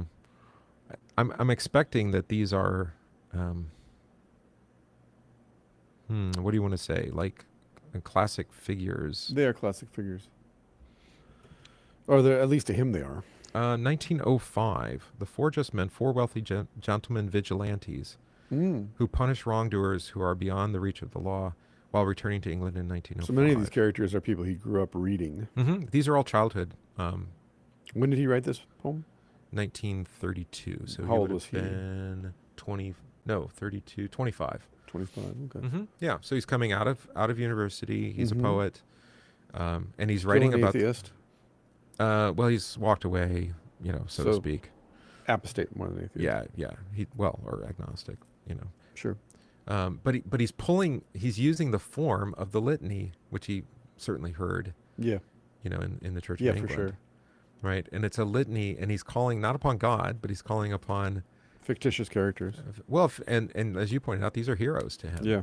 These are the heroes of his childhood. Yeah. So he read this book called The Four Just Men by Edgar Wallace in Right. it came out in 1905. Yeah. It was very popular. Yeah, it was kind of pulp fiction. And now he's invoking their name. And the other thing he's doing in each of the petitions, I don't think the litany does. Well, the litany does this. What's that? You put opposites together. Right. So we have the desert paired against the frost, right? Mm-hmm. And I don't know. But what they're the also both symbols of death. Also, Yeah. that's where you go to be transformed. And so then you have the tragic fate of insects, which must be from the book. This is the other problem, though, when you make these kind of. Right. I mean, this is pop culture references in a lot of ways Yeah. for him, and For us, they're not. Well, and for us some they're of them not. aren't, yeah. So it's not entirely accessible in that way. But again, you don't need to know that because No. it's the symbolism of the thing. What did It's the their four just icons. men save us from? Right. Right. Yeah. You might as well invoke Robin Hood at that point. But who's he calling on? Your anger, our own volition. We draw down the avalanche of your anger. So that's why I said I think it's Christ haunted. Mhm. It's in the background. Well, you don't want to call down the anger of the vigilantes if that's what he's referring to. Yeah, maybe. The maybe. power of the mob, the vigilante, the ones Mhm. who act outside the law. Yeah. So Because Go ahead. You were going no, I to was say. going to say the characters themselves all kind of live on the borderlands between the law and the outlaw. They're the hinge. Again, they're the hinge characters. I think we'll 'cause find that. I think Holmes we'll is find that in as all of- much. Holmes is a hinge character. I think most people are probably really familiar with him or Lupin. Yeah. Right. Classic Lupin stories, not the Netflix show, which is really good, but like the classic Lupin and others. They're the hinge between the wild darkness, the outlaw, and the village conversation, law and order. That's what they are, except the vigilantes. But even them, they're acting out of a sense of justice. Yeah. And enacting either revenge or something. No, That's what- it is for justice. Right. And so It's like the Justice League, basically. sure, but it's like the thing is with hinge characters, that's why they excite, because they're outlaws, but they are working on the side of justice. And so they're never quite completely in the dark, and they're never quite completely in the light. They're hinge. They're the hinge. They're like a threshold. And they can go places where the police, for example, can't go, or they can go places where proper society would never go. But likewise, they can mix amongst proper society as well, because they know the conversation of the village. Right. They know how people dress and how they talk and how they behave. Well, so to your point, Sexton Blake, who's Yeah. the next one? Hmm? No, Dixon Hawk is the next one, right? We Mhm. didn't read that one yet. Yeah. But Dixon Hawk, Sexton Blake, Bulldog Drummond, Sherlock Holmes, Hercule Hmm? Poirot, and then the Four Just Men. These are all detectives. Yeah. They're all detectives. So I mean, that's an important point. Do we use? I mean, we call it like escapist literature, don't we? Yeah. So I mean, but we're looking for rescue, Living vicariously through our heroes. right? And so And their why are these adventures. men heroes? Because they rescue, because they Well, they're bring also, justice. but yeah, that's the point, is that they may not be moral people, but they have a very strong sense of justice. It's like a show, my favorite show. His boss says, you're a terrible marshal, or you're a terrible marshal, but you're a great lawman. Hmm. Yeah. Because he never obeys the rules. Because he's always going back to the holler in Harlan County. He's always going back amongst his people because he knows the rules. Oh yes, now I know what you're talking about. Yeah, Yes. Justified. Yeah. But he knows the rules, and it's a modern Western, so it's a perfect trope for this conversation too. But is when he's got he's like, I could bring you in, but I know the judge is just going to let you go, so let's just duel. He's like, you know you're the bad guy. You said you're the bad guy. I know you're the bad guy. So let's just forget that I'm a U.S. Marshal. I'm a lawman. Let's deal with this. Because he wishes he were alive back in the 1860s and 70s when the U.S. Marshals could do that kind of like exact justice on the frontier, right? Whereas now I have to sit at my desk, I have to file reports, I got to meet with my boss, I got to get a warrant, I got to do all this stuff. When you know he's a bad guy, he's robbing banks. So what's interesting then, I mean, these fringe characters, the ones that live on the periphery, by putting them into a litany, Mm-hmm. and a prayer, basically. Yeah. I mean, you're legitimizing them and their work. Almost. Yeah, it's almost a hagiography at that point. Uh-huh. Yeah. Yeah. Panther Grail Mm-hmm. was a dime novel character, Yep. also a detective. So that was the kid. Now, Cat with the Fiddle, is that a detective? Must be. Yeah. Or Goat with Compass. Now, see, I don't know that when we get past all of the detectives, so all the way up through Holmes are detectives Yeah. of some sort. Yeah. Right. And from dime novels, and this is his childhood. And it's, like you say, you live vicariously. I mean, Mm-hmm. we have many things that make us afraid. Yeah. And we're looking for rescue. And obviously, he's not doing it. He's not calling on God, even though he's using a prayerful form, right? Yeah. But these characters end up being, what do you want to say? Well, they're his heroes. They're icons. Right. Right. So is it too much to say, we look to rescue from Christ, but here we have that rescue happening vicariously through these characters? Yeah. Yeah. I mean, there's so many layers. We could psychologize it, which I think is the wrong thing to do, but No, I don't mean to it's do what we that. love to do, to crush it and flatten it and kill it. Versus what, like you said, I think if we stay at the level of the Te Deum, we Mhm. stay at the level of the Gloria, for example, at Mhm. the level of the liturgy, again, that's really ultimately what he's doing here. Right. And in this way, I don't know if he was It's inspired by the Tolkien lectures, but Tolkien does this. Yeah. I had the same thing happen this week. I had never had this moment of realization. But when Jesus tells the parable of the wicked vine dressers, Mm-hmm. it's the wicked vine dressers have the same relationship to the vineyard that the stewards of Gondor have toward Gondor. They're stewards. They're not the king. And yet when the king comes, they want to kill him. They don't want anything to do with him, right? Even though it belongs to him, he's the heir of Gondor. Yeah, right. So there's this immediate parallel, and whether Tolkien was thinking of the parallel, that parable when he wrote that, or if it's just he's so thoroughgoing in Scripture that he can't help it. The Cat and the Fiddle was a 1934 romantic comedy. So but this was before that. Okay, so it's not that then. Yeah. Because I doubt it's the nursery rhyme. Bullet the Gate fiction. See, I don't even know Bullet the Gate. The Cat and the Fiddle was the title of a mystery involving a violin and a cat burglar. Oh, okay. So you have burglary. Golden Age, pulp author. There have been short stories and radio plays in which The Cat and the Fiddle was the title of a mystery involving a violin, fiddle, and a cat burglar. And I don't know about Bullet the Gate either. Although that's a old English expression of some sort. Yeah. So we should be asking Grok or something here. What do you think I'm doing? Let's see. So then, but what is the goat with a compassion? Or compasses. Excuse me. Goat with compasses. See, that's where I don't know what happens there. Are we going to, what do you want to say? More? There's a pattern here, so I'm assuming this is all in the same vein. Yeah, because when we make that shift to Cat and the Fiddle, we knew the rhyme. But it's not a nursery rhyme because everything before they're detectives. Let's see. Goat with compasses is a folkloric tradition, English, tied to Masonic symbols. There we go. Interesting. Yeah. Goat, compass. Yeah. Yeah, right. You would think. Yeah, humorous or bear with the ragged staff. I was thinking those might have been constellations, though. It could be. They're also they're literal icons though that will appear in court, for example. Really? Yeah. Huh. Look at British iconography. It's all Masonic. Oh, yeah. Well, We know that. You can just go back and watch the coronation of the bear with the ragged Horae. staff is a heraldic emblem or badge associated with the earldom of Warwick. There you go. See. A bear standing upright, depicting holding or leaning on a ragged staff. The symbol has deep roots in Warwickshire's history.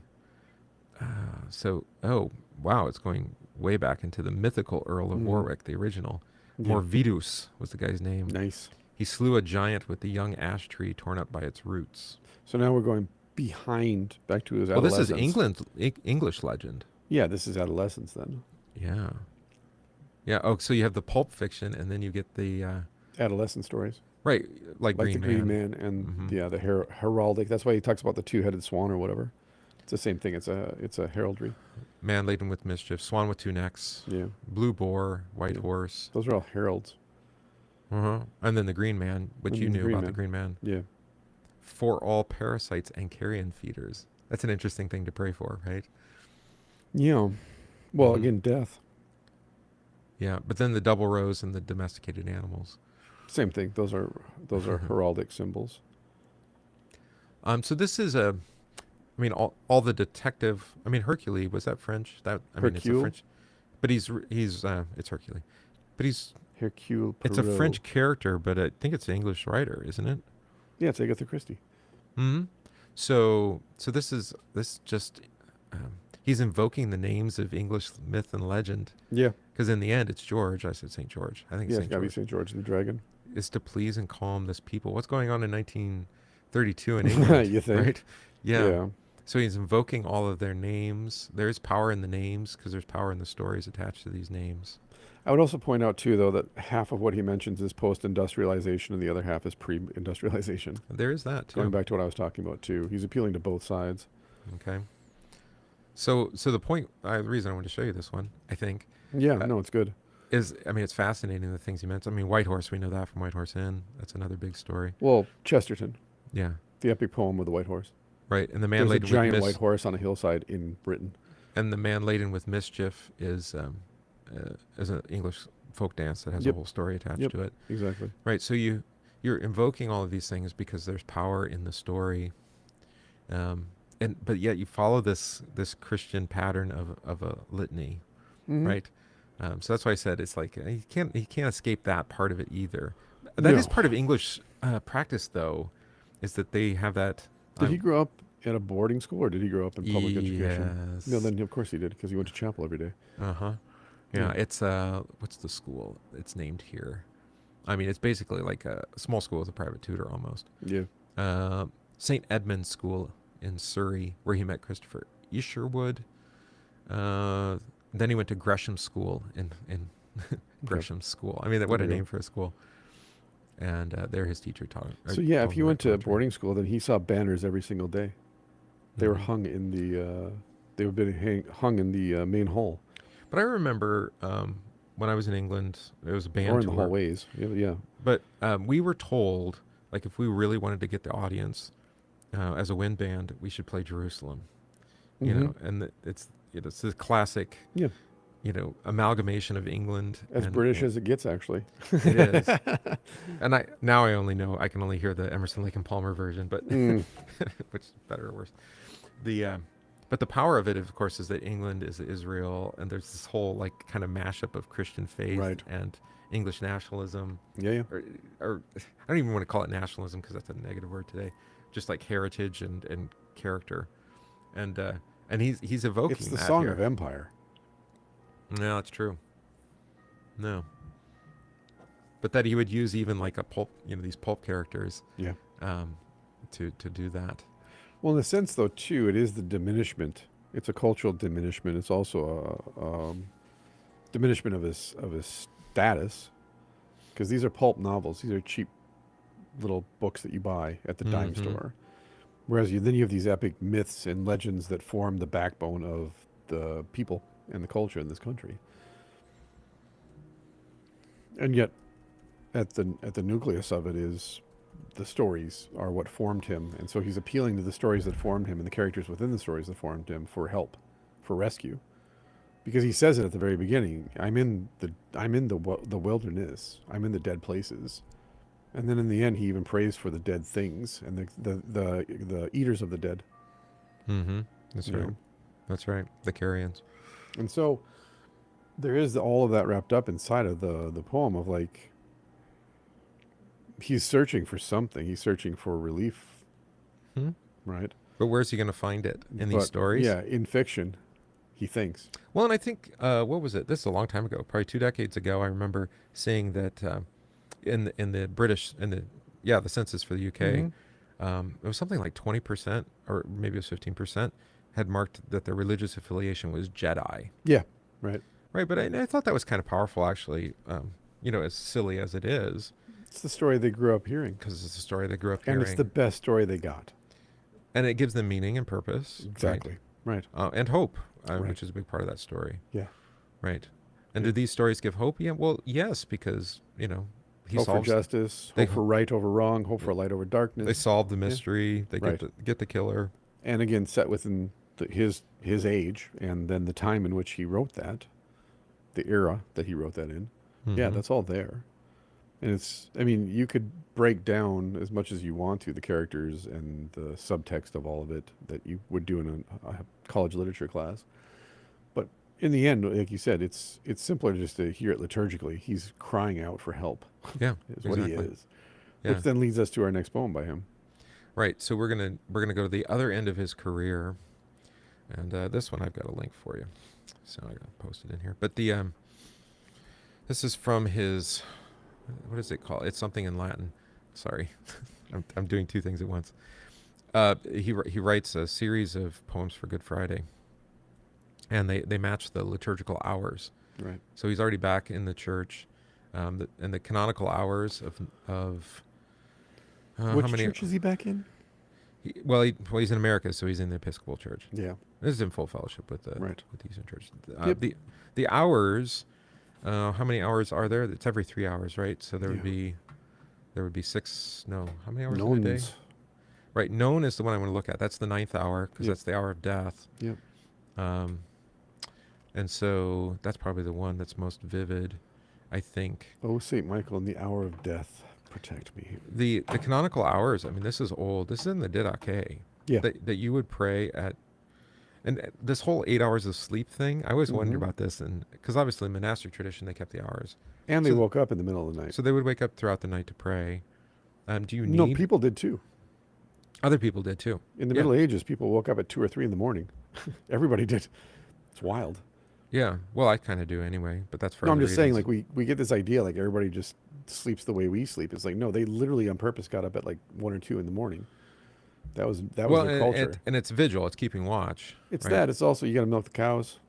You I got to take suppose. care of the animals. You got to get up. You got to do your business. But they would work in the middle of the night So and then go back to bed. So the daytime hours, so terce, sect, and known. So Yep. that'd be 9, noon, and 3. Mm-hmm. Those are referred to in Tertullian, Clement of Alexandria, Mhm. Hippolytus Didache. They all Yeah. mention keeping those daily prayers. Now we have that in our tradition Mm-hmm. because we have morning, noon, and night is kind of the, Right. we pray that. It's in the prayer for individual and families in our service book. Right. Plus we Yeah. have matins, vespers. Matins, vespers. Yep. We have Morning, some, evening. we have Yeah. morning, evening prayer too. Yep. And these were, they're relatively fixed. I mean, we already don't by- do them because that would be too Catholic, but they are there for us to use. Well, if I've we often want. thought about this, like the workday. I mean, this would be one thing that an Islamic takeover might actually help, because, I mean, they do require you to stop working and pray. Just not to your God. Right, exactly. So you would have to, you would have to say, "Hey, can we pray a different direction?" I don't know. I don't think that would work here. No, okay, maybe not. So, anyway, so knowns is the one we want to look at. It's pretty long. I'm gonna break it down. Okay. Do you want to read this one? I No, said- you. Okay. I don't know. You always read too. You're really disrupting this show. It's all right. It's not about me. All right. It isn't about you. All right. What we know to be not possible, though time after time foretold by wild hermits, by shaman and sibyl, gibbering in their trances or revealed to a child in some chance rhyme, like will and kill, comes to pass. Before we realize it, we are surprised at the ease and speed of our deed, and uneasy. It is barely 3, mid-afternoon. Yet the blood of our sacrifice is already dry on the grass. We are not prepared for silence so sudden and so soon. The day is too hot, too bright, too still, too ever. The dead remains to nothing. What shall we do till nightfall? That's the first stanza. reminds me of what you've been talking about the blood of and the Yeah, Grail legend the and Grail falling to legend. the earth, and Yeah. it's already dry mid-afternoon. What are we going to do now? Well, that's the thing too. Is what conversion does. It seems, especially for Auden, is it drags him back past the pulp stories Hmm. into his childhood again, and even past the heraldry of the banners and the legends and the myths back into the history itself. Mm-hmm. And the conversion is not only a spiritual conversion, capital S spiritual conversion, but it's a conversion then of the stories. Yeah. So he's standing there at the cross, and this Yeah. is his meditation on If you start, what they've just not done. if, when you start from this premise, not only does everything that I say make sense, hopefully, but everything that he's saying makes sense, hopefully, but everything then that they're saying, that the ancient elders are saying makes sense, which is what Augustine said. All truth is God's truth. Mm-hmm. All truth is God's truth. There is no such thing as God's truth and then other truth. The devil can't tell you anything other than a false truth, because there's only one truth. The devil can only lie about one thing, and that is, who is Jesus? Because he's still God's devil. He's still a creature. Jesus still made him. As I said, I think the thing that angers the devil more than anything is the fact that he's still forced to sing praises to Christ every day. Mm-hmm. Because Every tongue will confess. every tongue will confess. Yeah. Every knee will bend. He has no choice because he's a creature. And so within that, then, the things that we call my truths, which are just opinions, and the lie, every lie is just Jesus isn't the Christ. Because there is only one truth. I am the truth, he says. So all stories are downstream from all truth is God's truth. So you're either robbing from him to tell a story that's not true, or you're presenting crumbs, right? There's elements of the truth. There's elements of Christ in the story. There's crumbs there. Or it's the truth. Yeah. And I think from an evangelistic perspective, and even from a apologetic standpoint, you don't need to defend Jesus. He's fine. Like, you don't have to argue with people about faith and all this. Real person, born in real time. Real time, still alive. Not only alive, again, he is risen. He is risen indeed, and he is walking about. Mm-hmm. This is key. I just heard this yesterday, and such a great addition. He is risen indeed, and he is out walking. He doesn't need you to It's go a morning out. stroll.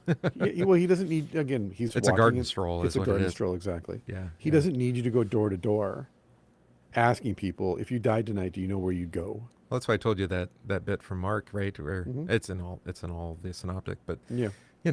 well, they're out casting demons in your name, and he's like, yeah, but they're not with us. Okay, it's like you have such a narrow view of Correct. where I can be about. Right. I'm walking with them too. right? Versus, I am the green man. Yeah. I am the mossy face of the forest. Mm. Like, well, how can that be possible? I'm like, well, in our tradition, we call it the hidden God, who then reveals himself and says, I am. That's who I am. And so I came to these people as a hidden God so that they might ask the question, who is the green man?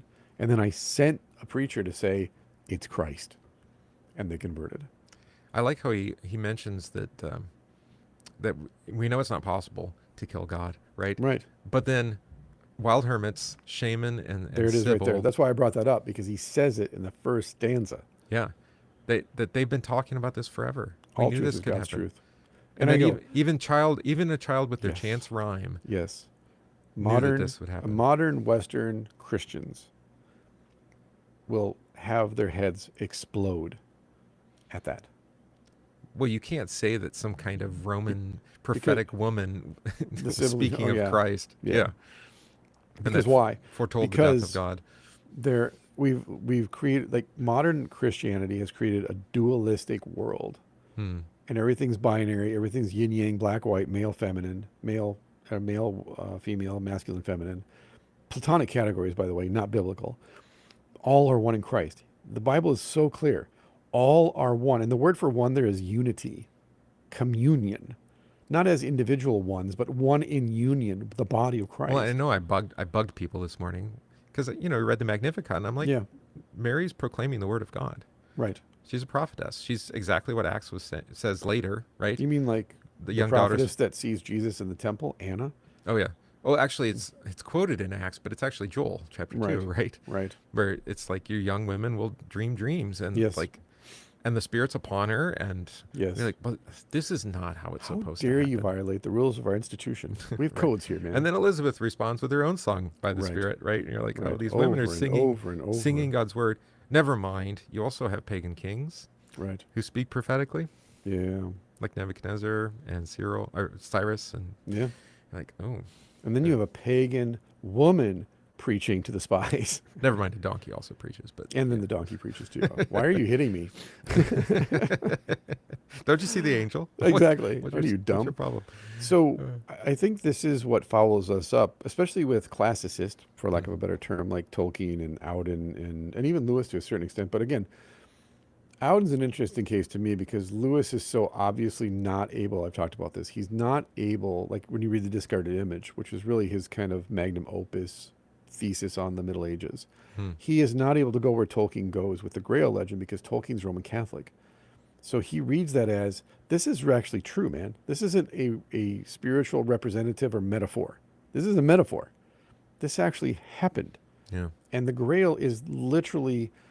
So this is, I was explaining this. Is it, so do you think that's a Protestant delusion of a Yes. sort? Yeah, for sure. That we Absolutely just modern. that we Yeah. cannot have Yeah. a legendarium? Right. So when you, I said this the other day, again, the Spirit said it, I didn't say it, but I'm glad it stuck. When you come and kneel at the rail and you lift your head to receive the chalice, you are a chalice. A vessel. Your body is a literal chalice, a vessel that's Mhm. being given blood from a chalice, which is made from the very earth that the blood poured out on, which is a chalice. Chalice to a chalice. So you have three layers of a chalice, a cup, pouring out, pouring out, pouring out. Behold the Lamb of God crucified from the beginning of the world, pouring out, pouring out, pouring out. So a Roman Catholic like Tolkien obviously sees this everywhere because the medievals saw it everywhere. The early medievals saw it everywhere. Those monks that took stories like Beowulf and Arthur and wrote them down saw it in those quote unquote pagan stories Right. because they actually believed all truth is God's truth. So they didn't go looking for metaphor. They went, that's baptism. They didn't have to make that up. Again, you look at Philip and the Ethiopian eunuch.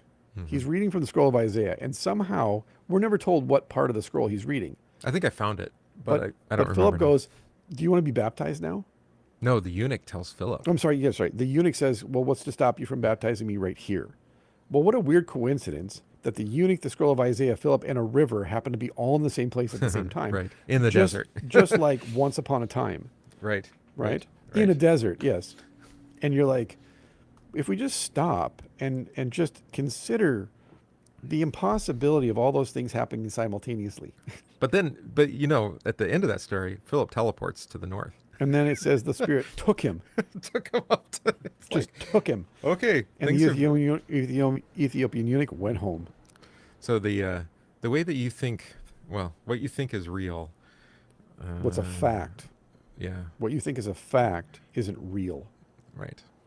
People Moderns can't- think that people facts equal can't be carried by reality. the Spirit from one place to another. Right. Yeah, and Okay. fish can't swallow people, and donkeys don't talk, and Water can't appear in the desert. And, you know, yeah. et cetera, et cetera, et cetera. Yeah. Go down the list. There are no such things as angels. The universe is empty. You know. So what happens then is that the I said this to you yesterday. I think the great turnings are like the devil's Tet offensive. That's what the great turnings are. Mm-hmm. This long-term, planned out, coordinated attack. Well, we knew that it's been spiritual. Well, we do. Yeah. But I'm saying, like, people right now are panicking and they're trying to suck you into it. I mean, and we you can- saw it in the faces of people on television. 100%. You know, 5 years ago, especially. yeah, but It's I see like- it now even Yeah. Well, because, on the TikTok videos, well, for sure. But just those ladies everything. are clearly possessed. The Yes. acceleration of what's happening right now. Mhm. We see it again economically. We see it culturally. Well, we it has see to. Yeah. There's no when Well, there's Klaus did say we were taking too long. right. It's escape velocity. It is. We're the Viet Cong are descending the side of the mountain now. Like they're coming. We can hear them yelling in the trees. Right, and we've lamented this and that we wanted it to get it over with already, so Right. we can adjust to the new world, whatever Right. that's going to look 2027. I called that. I Yeah, I don't called know. 2027 for the Yeah, big shift. like. Yeah, I think we'll get there. Should we keep going? Want another paragraph? Another stanza? Well, just that he starts off with a place that previously, as again, 25 in that day, he was Mm-hmm. middle aged by that point. Now At this is 25. this is 42, so And he'd this is be later, but it's the again, conversion is translation, it's initiation. And what he's recognizing is now that he's a Christian, he can go back and read these.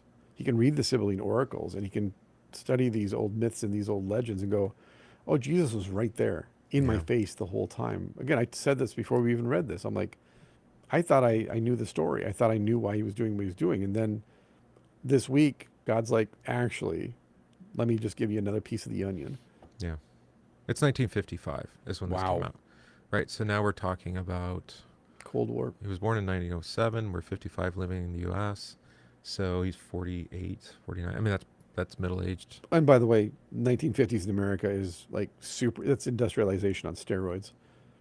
Yeah, I'm going to go back and look and see where he was living at that point or teaching.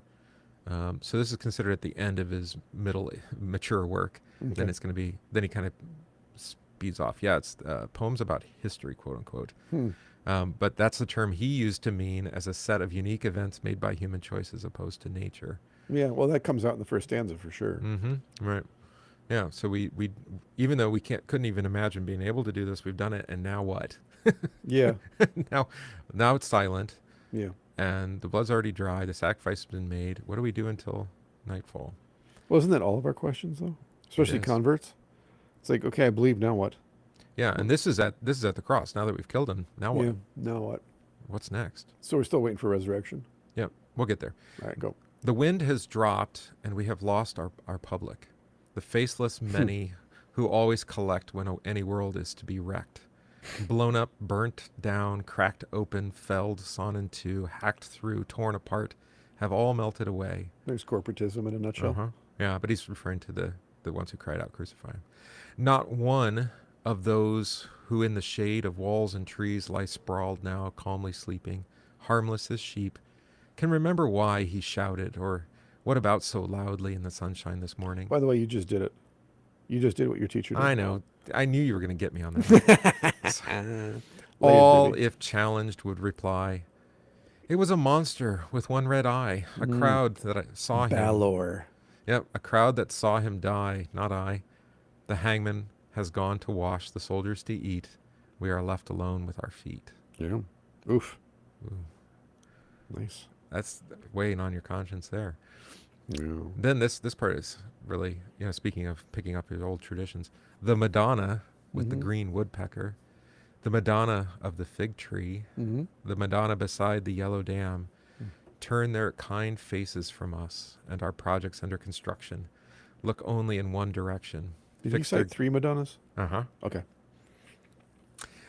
Fix their gaze on our completed work. Pile driver, concrete mixer, crane and pickaxe wait to be used again. But how can we repeat this? Outliving our act, we stand where we are, as disregarded as some, discarded artifact of our own, like torn gloves, rusted kettles, abandoned branch lines, worn lopsided grindstones, buried in nettles. Yeah. So now there's that harmonization between the events of the cross and the 3 women, right? The 2 Marys and the other. Well, also the 3 fates. Salome. The Norns. Salome. But we have the fig tree, which I think is great because I don't think we've taken the fig tree that as seriously as Jesus wants us to. Yeah. It does require us to draw together a lot of strange, awkward references from the Old Testament, but they're there. They're there. The yellow dam. I don't know what the yellow dam is. I don't know what he's talking about there. But maybe it's just this then turning to construction. This construction picture. I told you it's functioning on several levels. He's actually critiquing corporatism and industrialization while simultaneously saying, we're the same. We're the same as they were. I mean, nothing's changed. You wouldn't have any hesitancy to say that corporatism destroys faith, but of course it does. I mean, that's why, by the way, when he wrote this, there was a movement that had then begun in the United States, in particular, around environmentalism and conservation. Oh, okay. That was a reaction against this hyper development, the building of superhighways, malls, suburbs, skyscrapers. I mean, but we don't think about those things as being icons of crucifying Jesus. It's all Babel. Yeah, it is Babel. And That's again, for sure. the Balor in Irish myth, but everyone has this giant with the one eye, is fire comes out of his eye.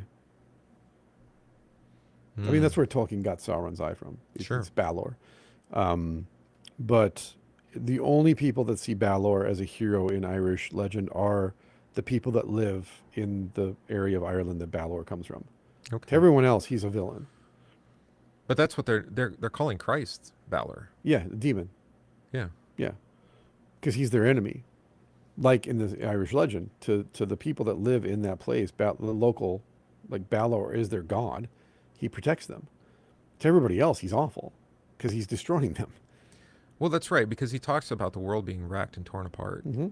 And there is a way that, it's the cross is described as a stumbling block and a rock of offense. I mean, Right. and it crushes to powder those on whom Yep. it falls. Right. And so I mean, we like to think of the cross as being this, purely gospel, and of course it is To us, right?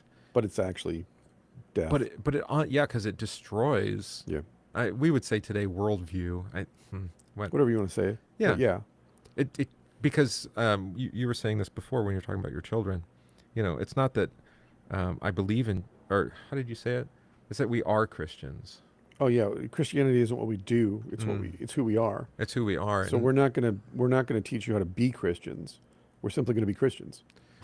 Right, but that means that Christ necessarily is going to blow up, burn down, crack open, Yeah. saw into, hack through. Right. I mean, because for us to be Christians, it means he is taking anything and everything that gets in his way out of the equation, right? Out of Right. out of Yeah. life, so that we live a new life. Mm-hmm. But that's not a. This is why building the church is kind of. I know it's a picture of the foundation with stones, living stones, First Peter. But we don't build the church. No.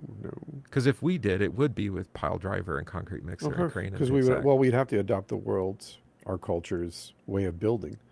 But it wouldn't be a tree and a woodpecker. And, No. We wouldn't meet in a grove, for example, down by the river. That would be absurd. Yeah. God forbid Pastor not wear shoes when he's at the altar, even though it's a holy place and we're not we supposed had to that wear conversation last week, yeah. shoes. Maybe, I don't know, but yeah, my son, that's right. You're talking about your son. But it's that we have rejected the mythic, we have rejected mystery, because it doesn't align with the rationalism, it doesn't align with the Darwinian worldview, it's not mechanistic, and it doesn't sell. And it's almost impossible to actually do now because we've taken steps to destroy those places. Yeah. It seems Anything like that's outside the norm, anything that's outside the city walls, we burn it down. We destroy it. We have to. This is why John's killed. The baptizer is killed not because he's broken any law. He has it. He's not even committed blasphemy. That's not why he's killed. it's because he's on the periphery. He's at the edge, and he dares from the periphery go, why are you letting this dude let his daughter dance naked in front of him? Right. His brother's daughter, to be specific. Yeah, right. Like, why are you letting that happen? And by the way, he killed his brother, right? Right. And you're like, but Took he's his brother's nobody. wife. He's a nobody. He's a wild-haired bog man telling weird stories about, the Savior in the river over there. Yeah, people are going to get over him in like 3 months. He's going to be old news, and they're going to wander back into the temple. It'll be fine. Remember what Gamaliel says. If he's not from God, he'll die like the rest of them. Yeah.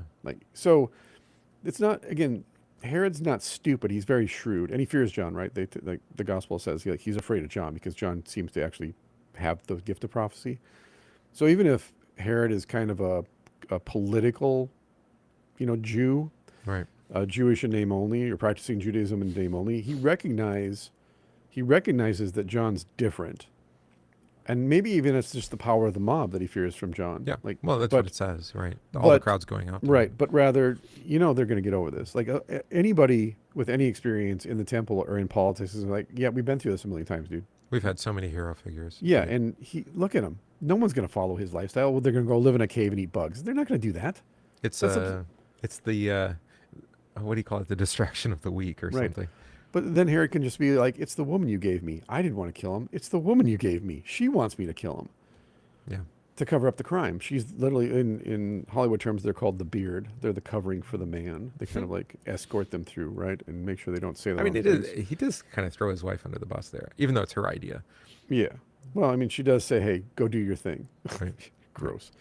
It's like they're like the proto Kardashians, but Dance before your father, right? yeah. But the thing is, then Or stepfather. John's killed because he's not inside the walls. He Mhm. can't be controlled. He's too wild. And again, the wilderness, the frost, the desert is where you go to be transformed. That's where you go through your rite of passage, but it's also where you go to die. Right. And they're not separate things. And I bring this up because that's the cross. The cross is where you're transformed, but it's also where you go to die.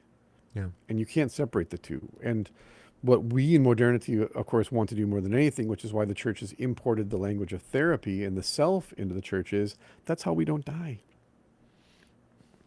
The other thing that he's doing here, which is very interesting, uncle stepfather, thank you, Mm-hmm. we're opposed to the language, and he would be too as an Episcopalian, of the mass being the re-sacrifice of Christ. Right. Yep.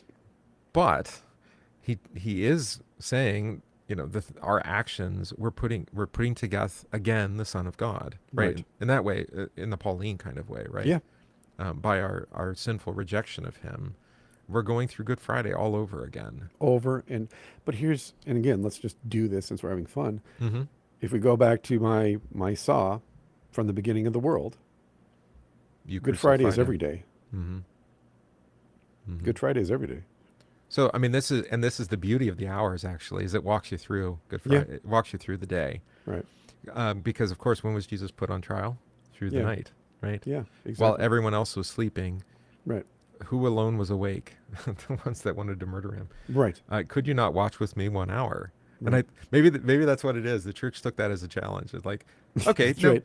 we know that the disciples failed in the garden, but we'll do it. Yeah, don't threaten me with a good time. We'll do it. We'll do it. We'll create entire monastic traditions around this. Yeah. Well, it's like I said, it predates that by a long shot. So. Right, but that's what I'm saying. Even the earliest monastic communities, such as in Syria, mm-hmm. they, like you said, they were doing this in the 2nd century. Yeah, they kept watch with him through the night because they expected him to come back. I honestly, God, you don't want to be found sleeping. That's I right. don't think there's many Christians today that actually believe Jesus is coming back in their lifetime. I really don't. Yeah. Okay. I just don't. Most Christians look at you weird if you talk about angels. Well, if he comes back, it'll be announced ahead of time. Well, you'll know, but you'll know ahead of time. The sky tearing open might be a good sign, but I'm just saying we've so rejected, like to Auden's point, is we've so rejected our history, and as Shaw called, again, myth is the secret history of the world. Mm-hmm. It's kind of like the history that presents reality unfiltered through story, which is filtering it for us. Again, the crumbs of things. And then we wonder why, when we turn our face toward, again, like in the Jonah legend, when Jonah looks out the fish's mouth, when he looks out of Leviathan's mouth at the world, he's like, oh my God, oh my God, oh my God, oh my God, I'm going to die. Mm-hmm. When he accepts and is swallowed, and he turns in toward the fish's belly and dies, and then he prays. I mean, he does. He does accept death. Well, yeah. I mean, he even tells the sailors, "This is the Lord's judgment against me. Throw me." Right. And so when we look out of the fish's mouth at culture, we're always asking, why? Why would God do this? Why does he allow sin? Why does Jesus have to die? But when you're swallowed, when you simply mm-hmm. accept the death, and he never accepts resurrection, by the way, at least we're not told that, but he does accept death. And then he dies. Then he prays for 3 days because, again, as you know, and even the dead pray. Even in his resurrection, he's still reluctant, right? We're so afraid of death that when Jesus says, watch for the sign of Jonah, mm-hmm. we explain that away as a metaphor. Jonah didn't die. He was metaphorically dead. Well, that's why I made the move to just say, no, he died. Well, that's what Jesus says. I know it doesn't say it explicitly. Jesus does. But Jesus does. Watch for the sign of Jonah, which is, I'll be dead for 3 days. I'm going to go into the belly of the earth. And be dead. Mm-hmm. So unless Jesus doesn't die because it's a metaphorical death, like Jonah's. I just wonder, I mean, I haven't done the research. I mean, do people until recently, did people think that he lived? No. And that the fish rescued him from death? No. No. He slept. Mm-hmm. He was dead. Yeah. Because there's not much about those 3 days. Right? What was he doing? You know, it's like, well, I How got to was he think not about what I'm going to digested by say. the fish? Yes. Yeah, that How too. did he breathe? Right. But again, don't worry, God will provide a lamb. And because we rejected that, we rejected the story, we rejected the poetry, like we noted, liturgically especially. I know this is going to anger a lot of people, and I apologize for angering you. I don't intend to, but the longer I'm at this and the more, again, I'm being fed these pieces of this giant onion that he keeps feeding me, the more convinced I am that modern worship is an abomination. Because it abandons the story, it abandons liturgy, it abandons everything that makes the cosmic and sacramental and mysterious and true. It just strips everything away and leaves you just with yourself and how you feel. Well, and I think we've come to this, you and I at least, is that we can't go back. That's one thing. I don't need to. I've got the liturgy. And you don't need to. But it does mean He that, gave it to like me. you said, like John, you come off as a wild man that's unpredictable. You're the plant that, you're the seed that was scattered in places that doesn't belong. Yeah. And that makes it, I mean, we desperately think, because this is how we think, because we live in a consumeristic culture, that the church needs to be marketable and practical and accessible. I don't know what other ables you want there, but Well, I'm just saying there's nothing, again, take the self away from modern worship. Just take the self out altogether. Now what? What but do you have? everything's about the self. What do you have? You don't have mystery. You don't have the cosmic. You don't have any of the stories. Because again, the story applies to you as the self. Oh, I see. What are you getting out of this? How does this apply to you? Mm-hmm. What does this mean to you? Every Bible study is, what do you think this means? And as I tell my people, I'm not going to ask you that question because God didn't call you to give me the meaning. He'll tell you what he wants you to know. My job is just to explain the language to you so you can read along with me and we can just be awestruck by the language. Agreeable, exactly. Yeah. Versus the liturgy is mossy. It's been around for centuries and it's picked up all kinds of stuff along the way. And That's not that it has rough edges. I don't find that it has at to have all. rough edges. That's the point. It's mildly anarchistic, anarchic. Well, the roughness is Because Jesus is. It's really that you're the one who has the rough edges. You don't fit. No. It's like Jesus has rough sandpaper. edges because we want him to fit. I'm saying you could say it both ways, but yeah.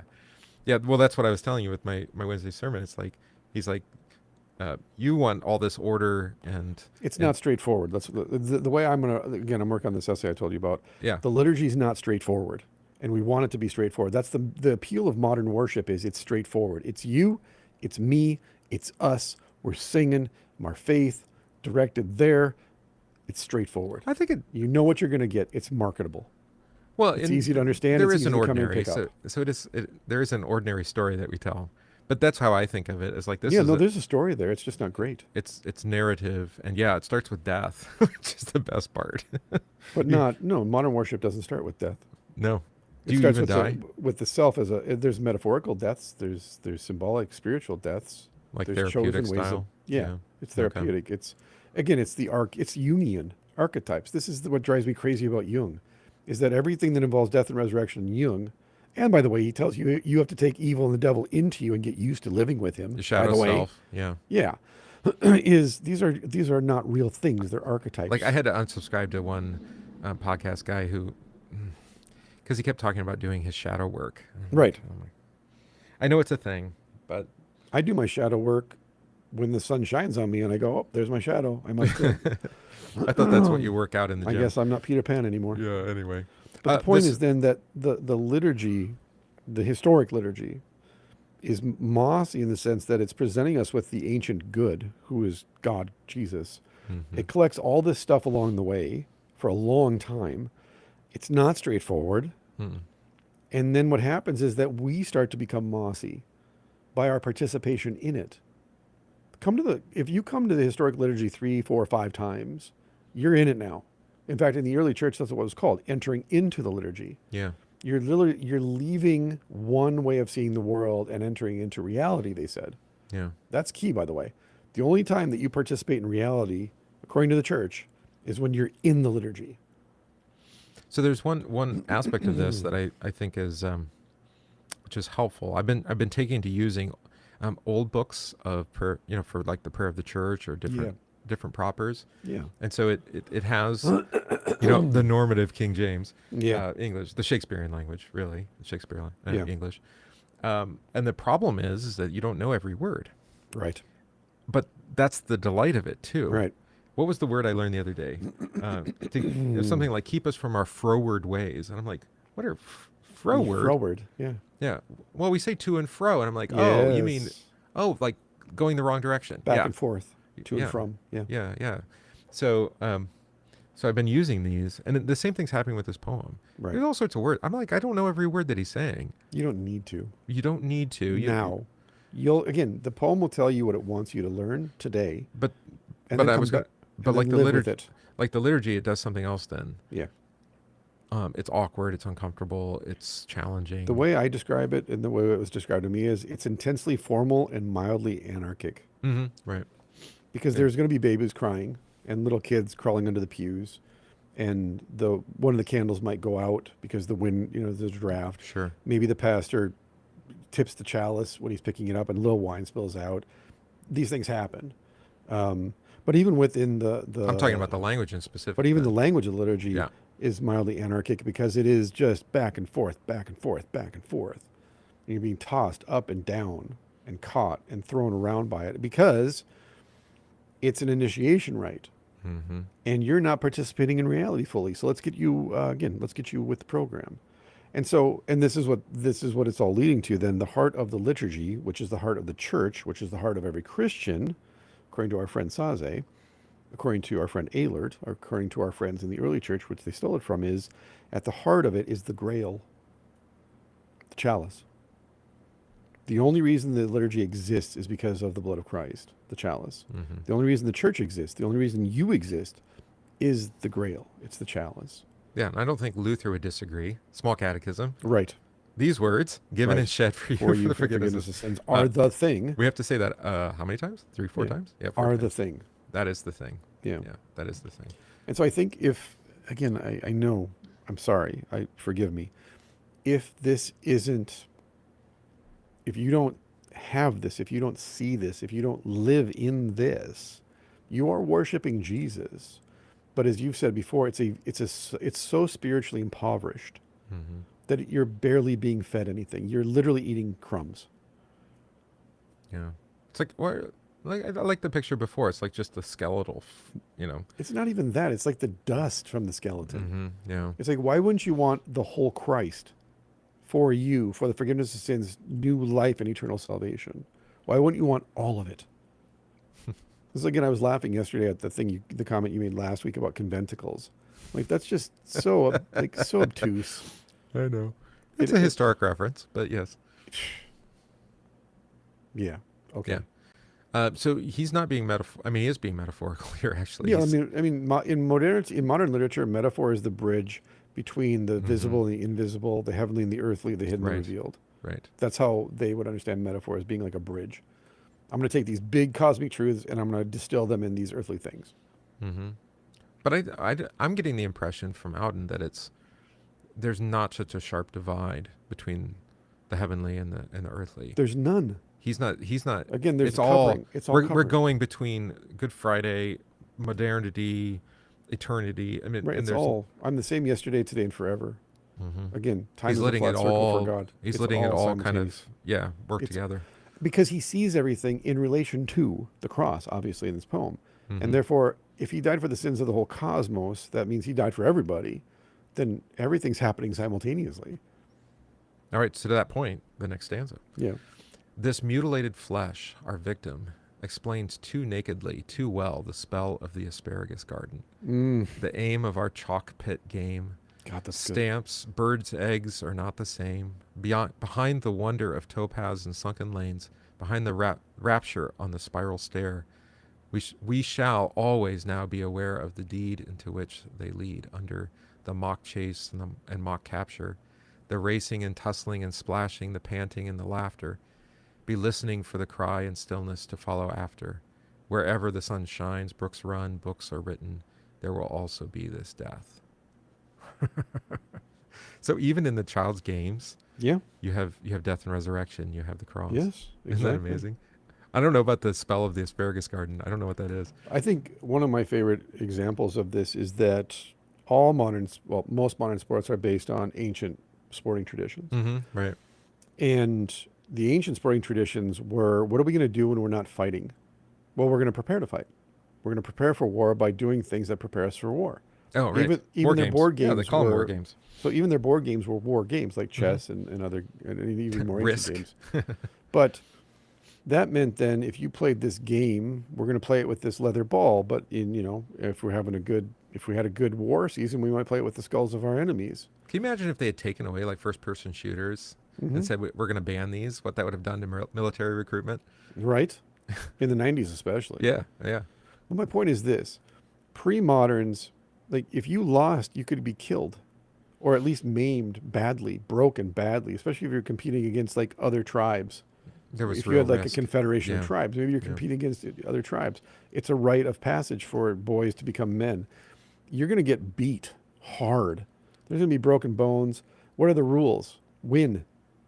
We just saw this. There was a baseball player. He's been on injured list all year. He comes back first game, first hit, runs to first base, hit first base, Mhm. re-injures, There you go. and But my point the is, tragedy on his face, like you could see. what modernity's whole job is, our whole calling in modernity is take all of these death and life things and then completely sterilize them and make them safe. Mhm. Even rugby, which I love to death, even rugby has so many rules now I to know. protect the players. Well, we have to wear helmets. Why? You're an adult. Make your own choices. Well, we don't want kids to think that it's okay to not wear, no, no, no, no, no, no. Now That's you're gonna talk about the scandal of having a UFC fight on July 4th on the White House lawn.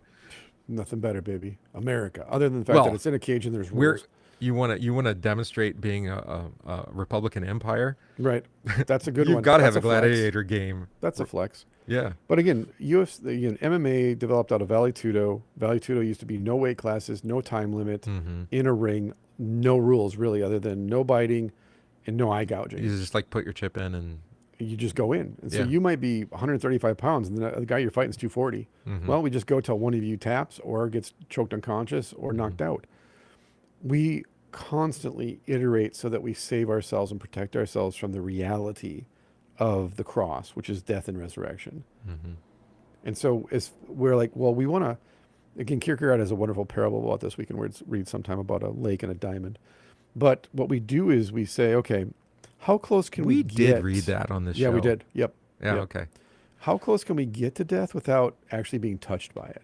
And then every generation goes, let's move back, let's move back, let's move back. Let's just keep moving back. Right, which is his point. And then finally you go, let's not do it at all. Can you really avoid suffering and death? Can you avoid being crucified with Christ? No. We try though. But we do our best to tell a different kind of story. Right. Right. And especially, I mean, I was struck with, his picture here of the children running about, mock chase and mock capture, Right. racing, tussling, splashing, panting and laughter, but we insulate the children from it. You're like, what's the point? You can't. They play cops and robbers. Whatever it is, their stories, my children are talking about dying all the time. It's very strange. They're You're obsessed with it They're obsessed because they're with aware it. of it. Because they're aware of it, right? And they have to cope, as we say in modern therapeutic language. You got to figure out a way to cope. Right, and then when you finally come face to face, like you did with your pet, Right. it's like Let's none go. of the coping actually prepared you for that moment exactly, right? Well, I didn't allow them to do that. Mm. I'm like, you're going to dig it. You're going to be here when No, you're you going to give her the experience it shot. in its fullness. You're going to sit and touch her while she's breathing her last breath so you can feel the life escape from her body. And then you're going to help me bury her. Mm-hmm. And then we're going to pray. And then we're going to go inside and we're going to eat. Because that's the way the world works. And you'll see her again, so don't be Yeah, and not just with pets. I mean, to me, that's how I want people to experience my death. I want them to be there, right, and know it. Well, I want them to bury me in the backyard too, but I got to get past the authorities first. We have a green cemetery here. Oh, or at least they permit it because Nice. it's not. no, maybe I'll just be asked to be buried at your church. Yeah, no, unfortunately not at the church. Although I think we could probably get away with it. Whatever, Yeah, because we had a cardboard box burial. nice. No embalming. So, anyway. Should we keep going? Yeah, go. All right, because we're getting to the end here. We're almost there. All right. Soon cool tramontana will stir the leaves. That's an east wind in Italy. Yeah, yeah. The shops will reopen at 4. Mm-hmm. The empty blue bus in the empty pink square. Yes. Fill up and depart. We have time to misrepresent, excuse, deny, mythify, use this event while under a hotel bed in prison, down wrong turnings. Its meaning waits for our lives. Sooner than we should choose, bread will melt, water will burn. Mm-hmm. And the great quell begin. Abaddon set up his triple gallows at our 7 gates. Right. Fat Belial make our wives waltz naked. Meanwhile, it would be best to go home, if we have a home. In any case, good to rest. 3 Madonnas in a tree. So it's like 3 well, gallows outside the city walls. You know, hell's coming, and I love how he said misrepresent, excuse, deny, mythify, use the event. There it is, mythify. Right, he's talking about therapeutic use, I think. Yeah, 100%. It's like, oh man, and then just go home if you have one. Go never back to your mind. shop. Fat Satan's going to make your wife dance naked in front of him. Yeah, right. But yeah, get some rest. Well, he's thinking, I mean, that doesn't happen nowadays. Satan doesn't make our wives dancing naked in front of us. That doesn't happen. Other than the 81 million women that are on OnlyFans currently in North America. Yeah, I was going to send you the clip about the one who was upset that she didn't beat out LeBron James for Bonnie income Blue? last year. No, it was somebody else. Was somebody else? Yeah, she's at 42 million for last year. Wow.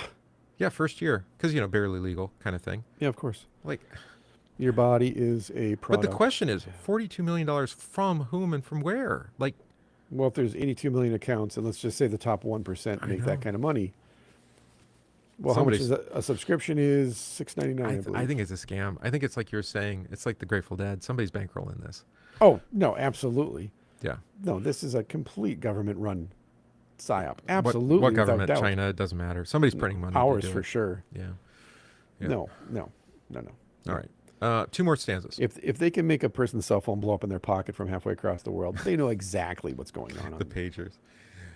That our dreaming wills may seem to escape this dead calm, wander instead on knife edges, on black and white squares, across moss bays, I don't know what that is, velvet boards, over cracks and hillocks and mazes of string and penitent cones, down granite ramps and damp passages, through gates that will not relatch, the doors marked private, pursued by Moors and watched by latent robbers, to hostile villages at the heads of fjords, to dark chateau where wind sobs, in the pine trees and telephones ring, inviting trouble, to a room lit by one weak bulb where our double sits, writing and does not look up. That, while we are thus away, our own wronged flesh may work undisturbed, restoring the order we try to destroy, the rhythm we spoil out of spite. Valves close and open exactly, glands secrete, vessels contract and expand.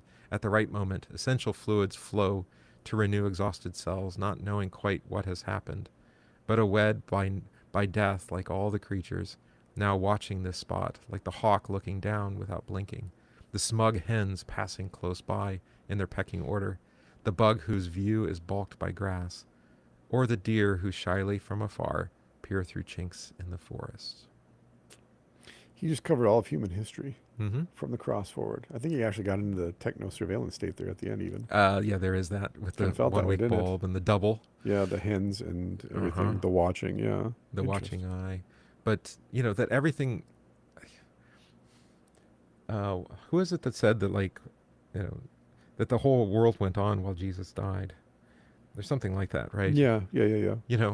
Yes, everybody in Jerusalem knew, but did the rest of the world know the momentous thing that had happened in that third hour? No. No. We read about that, some like Pliny.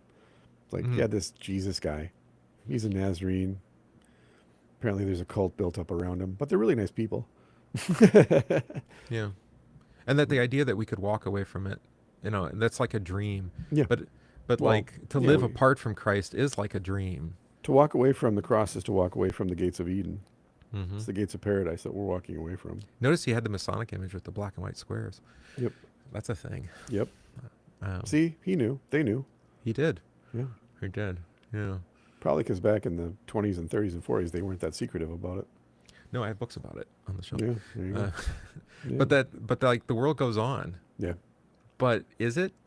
I mean, Again, there's if all truth is God's truth and the logos is reality, there is nowhere you can go that you're not in Christ, and therefore, what you're doing is forming a counter story to the one true story that's being told. yeah. You killed him, and he's still alive, and he's walking around. And yet your body goes on, and you don't Right. even know quite what happened. So then the question becomes, why aren't we listening to the bogmen and the shaman and the Sibylline oracles for the note, for the tone? Mm-hmm. Because they're telling you something. They're telling you, like, what are we looking for? We're at the door. Yeah. We're on the threshold, but we don't know what's on the other side. And then we come along and go, well, let me tell you. That's what Paul's doing on the Areopagus. That's what all those evangelists are doing that go up into Scandinavia and Ireland, Scotland, Wales, and so on, the Anglo-Saxons. They're going in and saying, like, let me talk to you about this oak tree. It's actually Jesus. Yeah. You already think God's there. Now let me tell you, God actually has a body. Oh, by the way, the green man, that's actually Jesus. That's why he shows up in every single culture on earth throughout Tom history. Bombadil, right? Yeah, it's Tom Bombadil. But I'm saying Peruvian culture has it. Easter Island has it. Chinese people have it. Siberians have it. Middle Easterns have it. Scandinavians have a green man. Every single culture has a green man. Also, oddly, every culture has a triskelion design, which is three things going in a circle. Three rabbits, three trees, three women, three strands of wheat, three threads. There's always a trinity. Yeah. Why? He's showing you where he's at, and you can't see him because he's hiding. That's why he sends you preachers. Yeah. And there is a thing, like three's company, right? Mm-hmm. Not three is better than two, right? Three is a magic number. I Three learned is that the growing magic up. number. Right? We learned that. Yeah, we Three is a magic number. I remember it. Yep. And so it was in our childhood song from Schoolhouse Rock. I was being taught about the Trinity, and I didn't know it because Blossom Dearie didn't know it either when she sang that. No. Because she was a radical socialist. I love her songs, by the way. I love Blossom Dearie. She sang Little Houses. Mm-hmm. Yeah. She's got a fantastic voice. It's I know fan- it's performative or whatever. It but doesn't matter. It's fantastic. Yeah. You can't, once you hear Blossom Dearie sing Little Houses wrapped in ticky tack, they're all the same. The green ones. Anyways, sorry, took me away. It's there. It's there. So Blossom Dearie can be a folk singer in the Pete Seeger tradition and say, this is about socialism. This is about revolution. This is about this. You're singing to me about the Trinity, baby. You're teaching children about the Trinity. Yeah. Now, because this is the thing, what modernism and especially rational materialism has done is it has reduced God to, if you don't believe, then he's not real or he's not there. It's like the idea, I was telling people this. In one sense, saying I can worship God in nature, that's a lie. You can't. But you can worship God in creation. Mm-hmm. Well, what's the difference, Pastor? Let me tell you. Good question. Oh, yes. Nature is an invention of modernity. We replace the word creation with nature, Mother Nature, the earth goddess, the fertility goddess. Now you're looking the wrong direction. Versus creation, the word creation comes from the word creator, actually. The word creation, creature, means to have a creator. So if you want to go out in creation and worship Jesus Christ, go for it. You're not going to receive the forgiveness of sins apart from a preacher, but you at least recognize I'm a creature. I'm in creation, which means I'm with other creatures. The creator, the word of God, is doing all this stuff. He's walking around in the garden. He's walking around in the woods. And so I can worship him. I can worship him in the field. I can worship him in my house. The etymology of nature is from the Latin natura, which means birth. Yep. Coming from nasi, natal, nasi. So it's to be born. Natus. I think we talk about creation as being born. Of course, certainly as a new creation, right? It was baptism. born out of the song of God. Yeah. So that's the problem with birth is like, well, it's which is also death and resurrection. It's not indicating origin though. It's right. or prime mover or whatever language. But I'm talking to faith. I'm not talking to unbelief. No. Those with Christian faith can kneel in their garden and know they're kneeling at the altar. Because the entire earth is the altar. The entire earth is the chalice. You know, my favorite parts in the Psalms is I can't remember what psalm it is, but the talks about all the birds nestling at the altar of God. Right. And you're like, what are you talking about? Oh yeah, no, they had it was an open altar, right? That too. There was no roof over the temple, Right.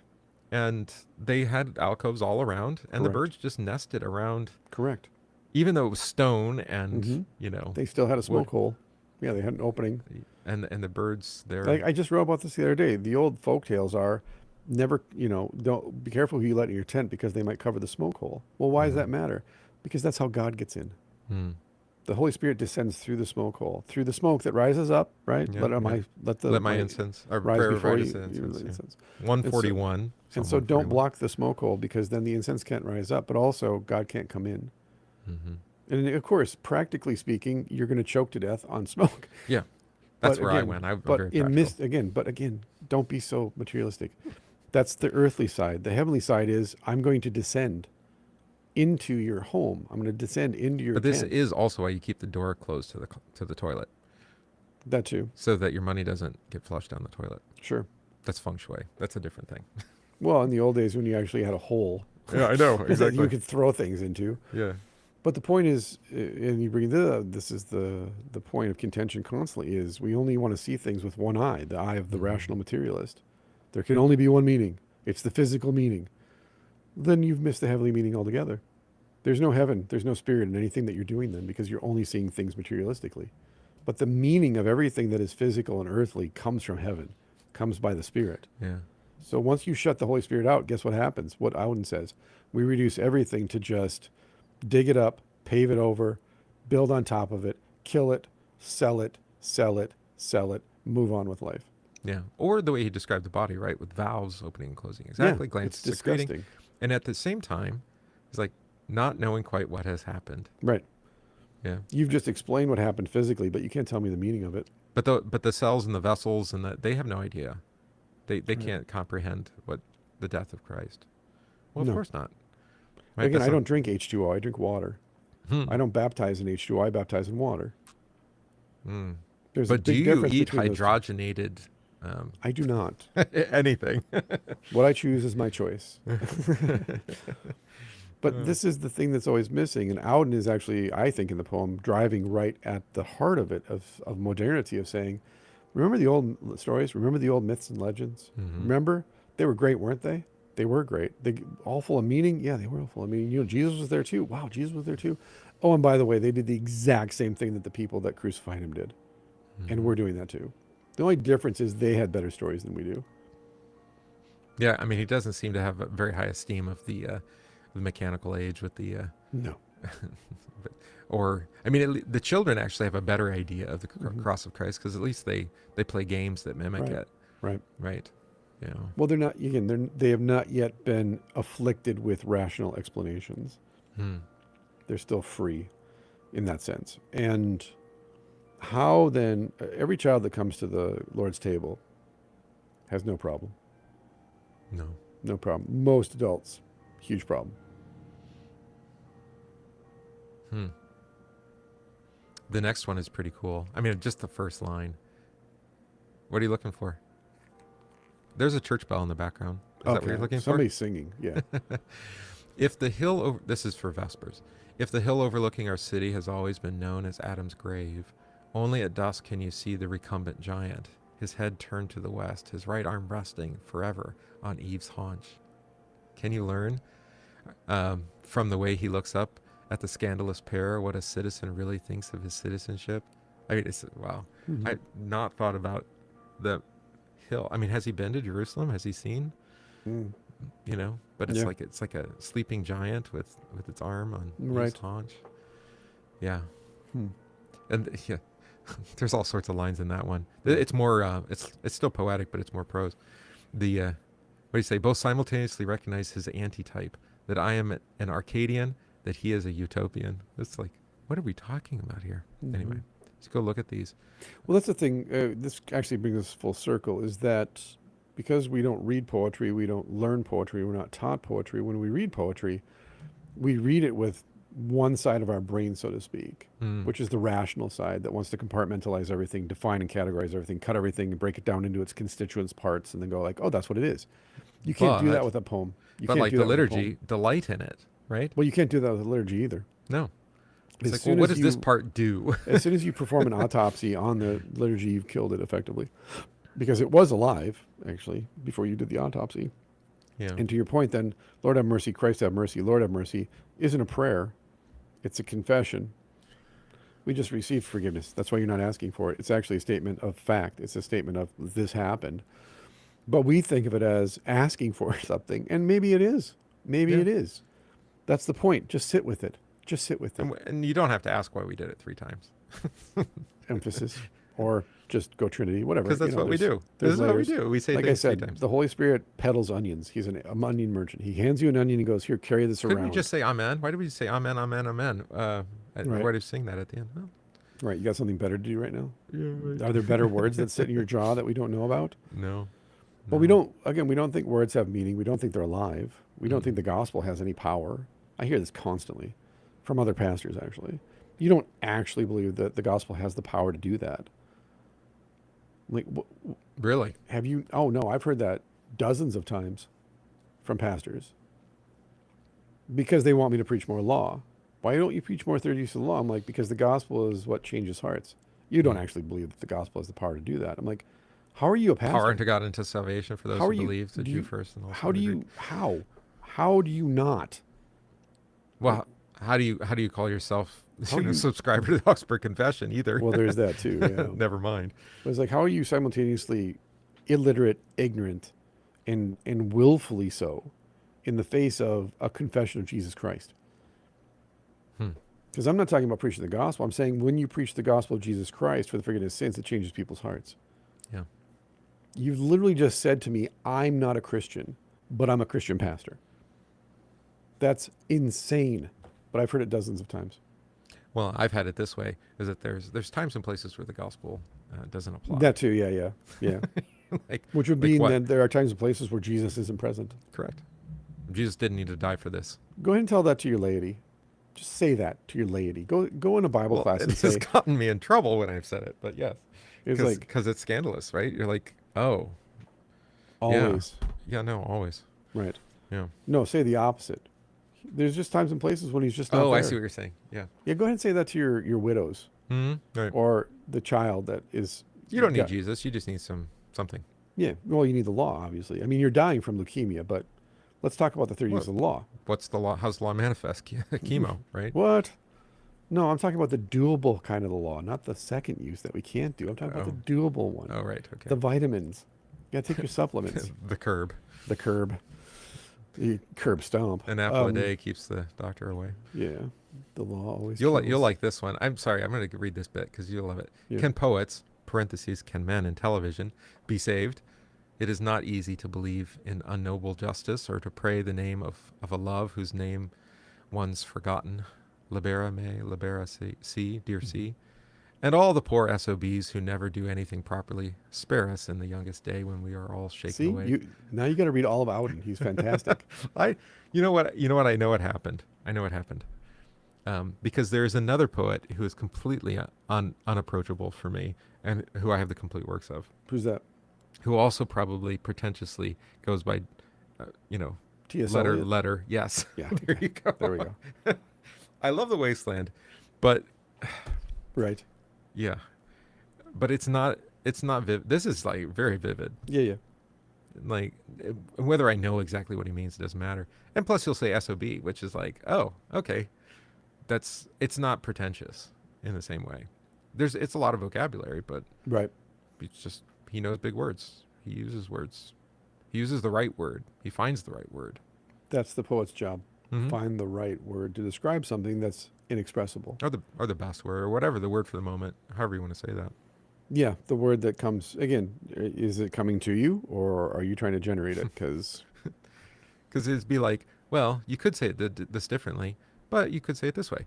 right. That we too may come to the picnic with nothing to hide, join the dance as it moves in perichoresis, turns about the abiding tree. Ooh, nice. So like, why perichoresis? Just And that's- draws the Greek right out there and drops it. Right. But he says, coming this, what day is this on? This is Compline. This is the end of the day. So It's this is, chewy, I'll tell you that much. Yeah, It's a but chewy you're word. coming to the picnic and to dance It's also around a mysterious word, of course. but you can't. You gotta love the abiding tree. And by the way, there is no English equivalent to that word. To Perichoresis. perichoresis? Yeah. No, you have to use the word. So Yeah. then you have to learn the word, Yeah. right? Perichoretic union is the fancy term. But that It we means join in a neighborliness. dance with Christ, right? Right. And the Father around the tree. Yeah. Oh, That's what are we doing? uh huh. Dancing with them around the tree. Oh, that sounds pagan. There's a picnic too. Oh, there's a pay. It sounds like a May Day celebration. Can't have that. Well, it is May. Dun dun dun. It is the spring. Yeah. Things. Who else are you gonna dance around trees with? I don't know. Get up on that cosmic mountain, dance around the tree of life. Again, Triskelion, the three rabbits, the three trees. Oh, then his critique of modernism is there again. We have Yep. no dances and no jokes, Yep. but a magic cult to propitiate.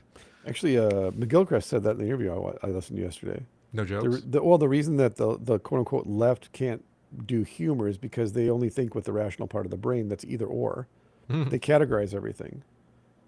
And I would correct him and say, I actually know people on the other side that actually have the exact same brain function. It's either or. But people with, so McGilchrist says people with an either or like personality type or way of like interacting with reality are incapable of appreciating humor.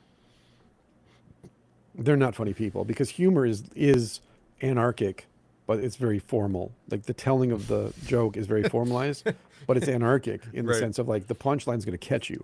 And by the way, communicates a universal truth. Well, and sometimes it's like, why is that even funny? I don't even know. It's a mystery. It's like you keep doing this. I'm thinking of Mitchell Webb. Sure. So they keep doing the same skit over and over. But it's by the still way- funny. And it's Sir Digby Chicken Caesar, and he's Mhm. running around with the helmet cam, Right. doing what? I don't know. There is some universal truth, though. Somewhere hidden under all those layers, there is What? a universal No, truth there. the thing that's funny, it's just his name. He's Sir Digby Chicken It's absurd, yeah. Caesar. Yeah. Like what chicken? Like the sandwich? Yeah, like Yeah. the sandwich. Why? He's a homeless guy that runs around with a helmet cam. I don't know why, It's great. but it's great. I'm the same way with Kids in the Hole. I get it. Yeah. Yeah. So Mitchell Webb has a new season coming. Oh, They have- really? Yeah, it's been what Wild. 15 years, Yeah. and most Now's the people time. now's the time. Yeah. Well, David Mitchell has been doing all sorts of stuff, but Mhm. what was it? Oh, because of well, it got really popular in COVID time with the Yeah. "Are We the Baddies" skit. That's right. That's So I right. guess it's Make that time. money so they can Uh, retire happily. I don't know. Well, it's it's going to be BBC again probably. I don't think it's Channel 4. So it'll be like 6 episodes and Yeah. it'll be done again. And you're like, "Oh, that's so sad. Yeah. You couldn't do more than that?" No. So what we're saying is you should read more Auden. I think so. Everybody needs to read more Auden, I'm especially ready. on Christmas and Easter. I'm ready. I think it's time. It's time. Yeah. Yeah. And poetry. Well, I mean, what's the dividing line? I mean, he seems to also play with, prose poetry is whatever. These are categories. I just write. There's different kinds of sometimes I write some minute poetry, sometimes I write alliteration, sometimes I just read couplets. Whatever you're given to write, you write. Well, he wrote in what I was reading was in a form, but the rhyme doesn't follow the form. Right. So you've got rhymes happening mid phrase. You're like, and there's a rhythm to it, but it's also is kind of, it's surprising. It's often surprising, It is for sure. which is good too. Because he'll teach you how to say it. He'll teach you how to read it. Well, and that we did have a comment. It doesn't matter about reading Tolkien just to just to expand your re-expand your vocabulary. Yeah, right. And just ways of expressing yourself. In more than just language, actually. And more than just language, right? To speak in image, right, and that kind of thing. And you can't write poetry, I think, unless you read poetry. You were saying that before. Like, how are you supposed to read the Psalms if you don't know Homer? It's like, well, you could. Yeah, you can for sure. You don't have to know poetry. But Homer's going to but help because Homer's lot. in the tradition, right? Yeah. Yeah, he's coming later, but He's not Semitic, but at least he's poetic. Mm-hmm. And when Basil says that, of course, Homeric poetry would kind of be a part of the language, the lingua franca almost. It's still going to be a dominant form of poetry, of poetics. And people are going to know that reference point. It's cultural. Whereas if I said today, let's say it's, you don't read the Bible unless you've read Auden first. People say, who the hell is that? Right? And the same thing, even with something more popular like Shakespeare, people will be like, Did he write that one movie? No, no, he was a playwright back in the day. No, not familiar. And you Hmm. quote him, you're like, oh, I know that saying, or oh, I've heard about that before. But that's about as far as it goes. Yeah, right. Because, God forbid, we are, good children and respect our fathers Right. and their Right. genius. No, we won't do that. We'll write new stories because the revolution must be ongoing. I should have posted this, but I don't know if I sent it to you. But somebody used AI to accumulate the number of references to certain authors in college Mm, syllabi, I yeah, guess. And it's just like I don't even know the majority cited things that are being cited to be read. yeah. And like the Bible doesn't even make the top 100. Well, of course. It's like this is college curriculum, so I Yeah, suppose. But there are classics interwoven. You have Plato, Aristotle, and whatnot. sure. But so many these people that are revisionist, Well, they only postmodern think with one side revisionist. of their brain. It's either or. And they've Hmm. chosen or. Yeah, yeah, exactly. There is that, but what about this? And Right. those people are going to teach liberal arts, by the way. The either or people that are not intuitive, that have no imagination. And I mean that sincerely. They have no imagination because that part of their brain, they shut that off. They don't, and usually they're on medication that shuts it off. Yeah, So yeah, again, it's not one thing, but rather it's a multivalent set. It's a stack of things that just shut off the imagination and shut off intuition then. And so then you're literally just analyzing poetry, in this case, as if it were a cadaver. well, and I think the thing that you get out of, at least I got out of Auden here, I mean, there's a way that you can call it inspired. Well, for Maybe, sure. Holy Spirit inspired, might be pushing it, 100%. but I you say would. yeah, He's yeah, a convert, so of course it is. yeah, yeah, Because we exactly. read what he wrote when he was 25. Well, That's obviously not. So again, what he wrote when he was 25 it's was almost satire in a was the way. Spirit leading him Mm-hmm. back Mm-hmm. to those people that he's saying, man, where's the justice? Where are the old heroes? Where's the heralds? Where's the pulp fiction guys that are going to save us? There it is, though. He is literally crying out in the wilderness. He says that Mm-hmm. in the desert. He is crying out for a savior amongst the carrion eaters. Yeah. That's the Holy Spirit. And then the Holy Spirit says, this is just one piece of this onion. Now let's just lead you across the threshold. Right. And then he's led across and he's translated into the kingdom. He's initiated into the mysteries, looks over his shoulder and goes, oh, it was there the whole time. It was Mm-hmm. right in front of me. So now let's go back and do the same thing with these characters Mm-hmm. and realize actually a lot of these weren't characters. These were real people. And I used to think they were just fictional characters. They're like archetypes, whatever. Whereas now I'm like, oh no, these were like St. George was real. Like Yeah. he fought a real dragon. Like we got to deal with that. It was Like, a what is this? T-Rex. Right, of course. Should make a T-shirt with that, by the way. St. George fighting a T-Rex. That'd be fantastic. Well, my son has taken to signing his name as Patrick T-Rex. Oh, that's fantastic. And If he you can just get him to abandon the T part and just have Rex. and he knows that he can change his name legally when he turns 18. Oh, please, And he's 7. please, I'll adopt him. That's fantastic. It's just like, you think in 10 years you're going to be as obsessed with dinosaurs as you are today, or dragons as you call them? Yes. Just tell him that the T actually stands for the No, he knows what it stands for. Patrick the King. That would be Tyrannosaurus Rex. That'd be fantastic. What's your middle name? Tyrannosaurus. Ty for short. But no, that's what, again, Holy Spirit baptizes Yeah, the exactly. things that we, in our ignorance, in our sinfulness, in our, again, who's going to wash my feet questioning, Mm-hmm. we stare at the gallows and then we wonder why we can't see paradise. I just love that idea. We crucified him. Now what? Yeah, exactly. Well, let's kill more people since we're at it. I mean, might I as well. guess. And the next stanza he just moves on. But that thought, it's like, what were they thinking? Well, yeah. Actually, the Romans did just move on. And they went and cleaned up first. Well, again, in the Old West, you would go to a public hanging. That was like going to the movies. Oh, what it do you was so think terrifying. But no, No, it wasn't. They all went and watched. They took their kids with. I know. I'm 'Cause thinking life of the burning of the witch in Monty Python. Oh right? yeah, right.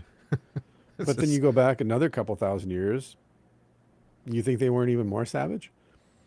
That they didn't go out to watch people be put to death by the Romans? I know, but we've sterilized our, with Uh-huh. civility, We have to. our savagery. God Yeah. forbid he not wear a loincloth.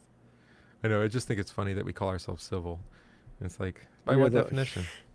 Yeah. I mean, we've murdered more than 50 million, The ethic of the Children. herd. but we've done it behind closed doors There we go. with drugs and sterile instruments. Mm-hmm. Yeah, it's Mm. almost poetic. Almost. Yeah. In a Well, again, in disgusting the way. reading from 2 Samuel for this coming Sunday, one of the things that the priests would do is they would make. Oh no, I'm sorry. This happened in Israel this week. I just read this. I'm sorry. I'm reading so many things at once. It's okay. The government of Israel announced this week they made a sacrifice of a pure unblemished I saw that was on cow Timcast. in secret. And I'm like, oh, in secret you did this. I'm positive. I'm not. The red heifer, right? Yeah, the red Oh. heifer. I'm not an expert in midrash. You and thought I it was a certainly- fake, but it's actually. I certainly haven't read the did it. Talmud as much as the rabbis, but I'm positive that God is extremely clear in the whole public sacrifice part of that. Yeah. Like, Well, they trust showed the us, video we now, totally so did now it. it's public. Yeah, that's not AI at all. I'm positive. Oh. Trust nothing. That's my advice. Leviticus to is everybody. cosplay. Yes, exactly. LARPing. I'm LARPing. like, but yeah, no. My advice as a pastor to my people are like, I'm like, believe nothing. Believe nothing you see on the internet unless it's a person you know personally. Believe nothing, because you have no idea what they're capable of, as far as what they can manufacture and tell you is true. Just look up Project Bluebeam as an example. Yeah, but Indians showed a picture of Apollo 11 sitting on the moon. Sure did. So now it's So- confirmed. So that's true. That must mean it's Apollo 11's still sitting on the moon. true. Yeah, it's true. How'd they get home? Anywho, it doesn't matter. Well, it's the landing. yeah. thing, Oh, just the not landing pod. The landing thing. So they left that and then just went Well, back of course up. you have to leave that, and then you shoot the other thing. Yeah, the other thing, and then the other thing comes back. With and your TI 84 Yeah, calculator equivalent of calculator. computer. That's how you do that. You do it yeah. all with. They like that. eyeballed it. They eyeballed it. I mean, how hard can it be to fly the moon and back? I mean, the Earth's pretty big. How can you not hit it? Well, there is the whole problem of entering orbit in the right way so you don't burn Well, up. there's that, the Van Allen radiation belt, and there's other things. But That's- whatever. that's- Shut up. that- That's why I yeah. posted that video Well, yesterday. this is in before we Telegram. banned lead paint. It's probably just painted with lead paint. There we go. That's actually heat resistant. That can withstand anything. Yeah, no, it's great. Yeah. I can come up with anything. I watched. We're completely off the rails, so you guys are free to wander about the cabin. But I was watching a former FBI interrogator and counter-terrorist expert watch the interview with the astronauts after they got back. You know, the famous interview where they're sitting there at the table at NASA and they're being interviewed. And he goes, "I don't have to watch anymore. They're all lying." They're like, "How do you know that?" He's like, "Everything about their body language, their facial expression, their eyes, everything they say. Look at their hands. Look at what their feet are doing. They're lying. Yeah. I don't know what they're lying about, but everything that's coming out of their mouth is a lie." And he's like, "And I can actually say that with 100% certainty, and I never say that."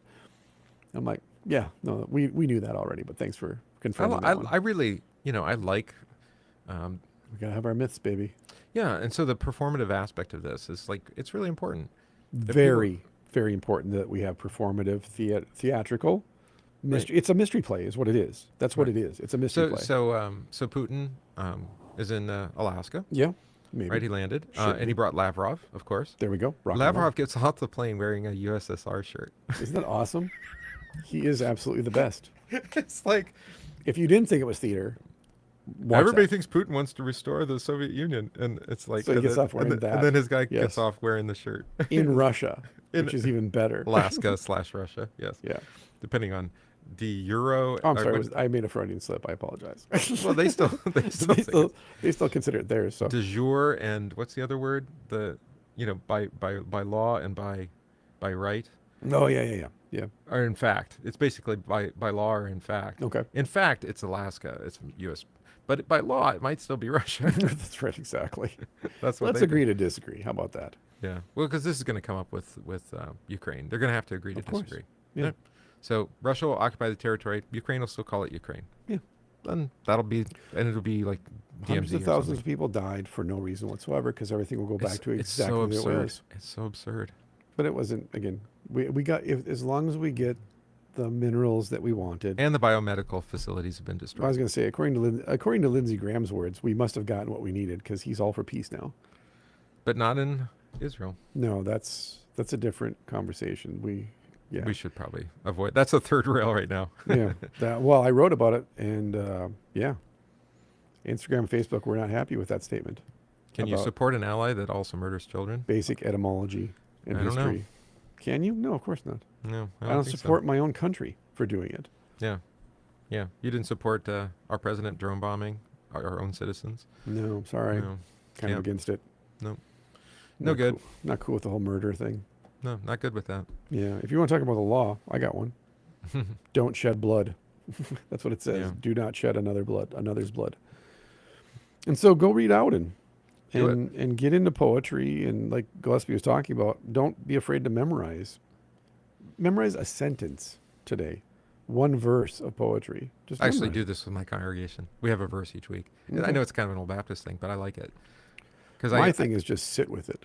Well, Sit with it. Live with it. we do that with the Proverbs, you know. Mhm. So you could read the same proverb, and each day it comes off a little bit different. And you're like, Oh, for sure. yeah. Yeah. I hadn't really thought about it. Or maybe you actually find that it works its way out into your life somewhere.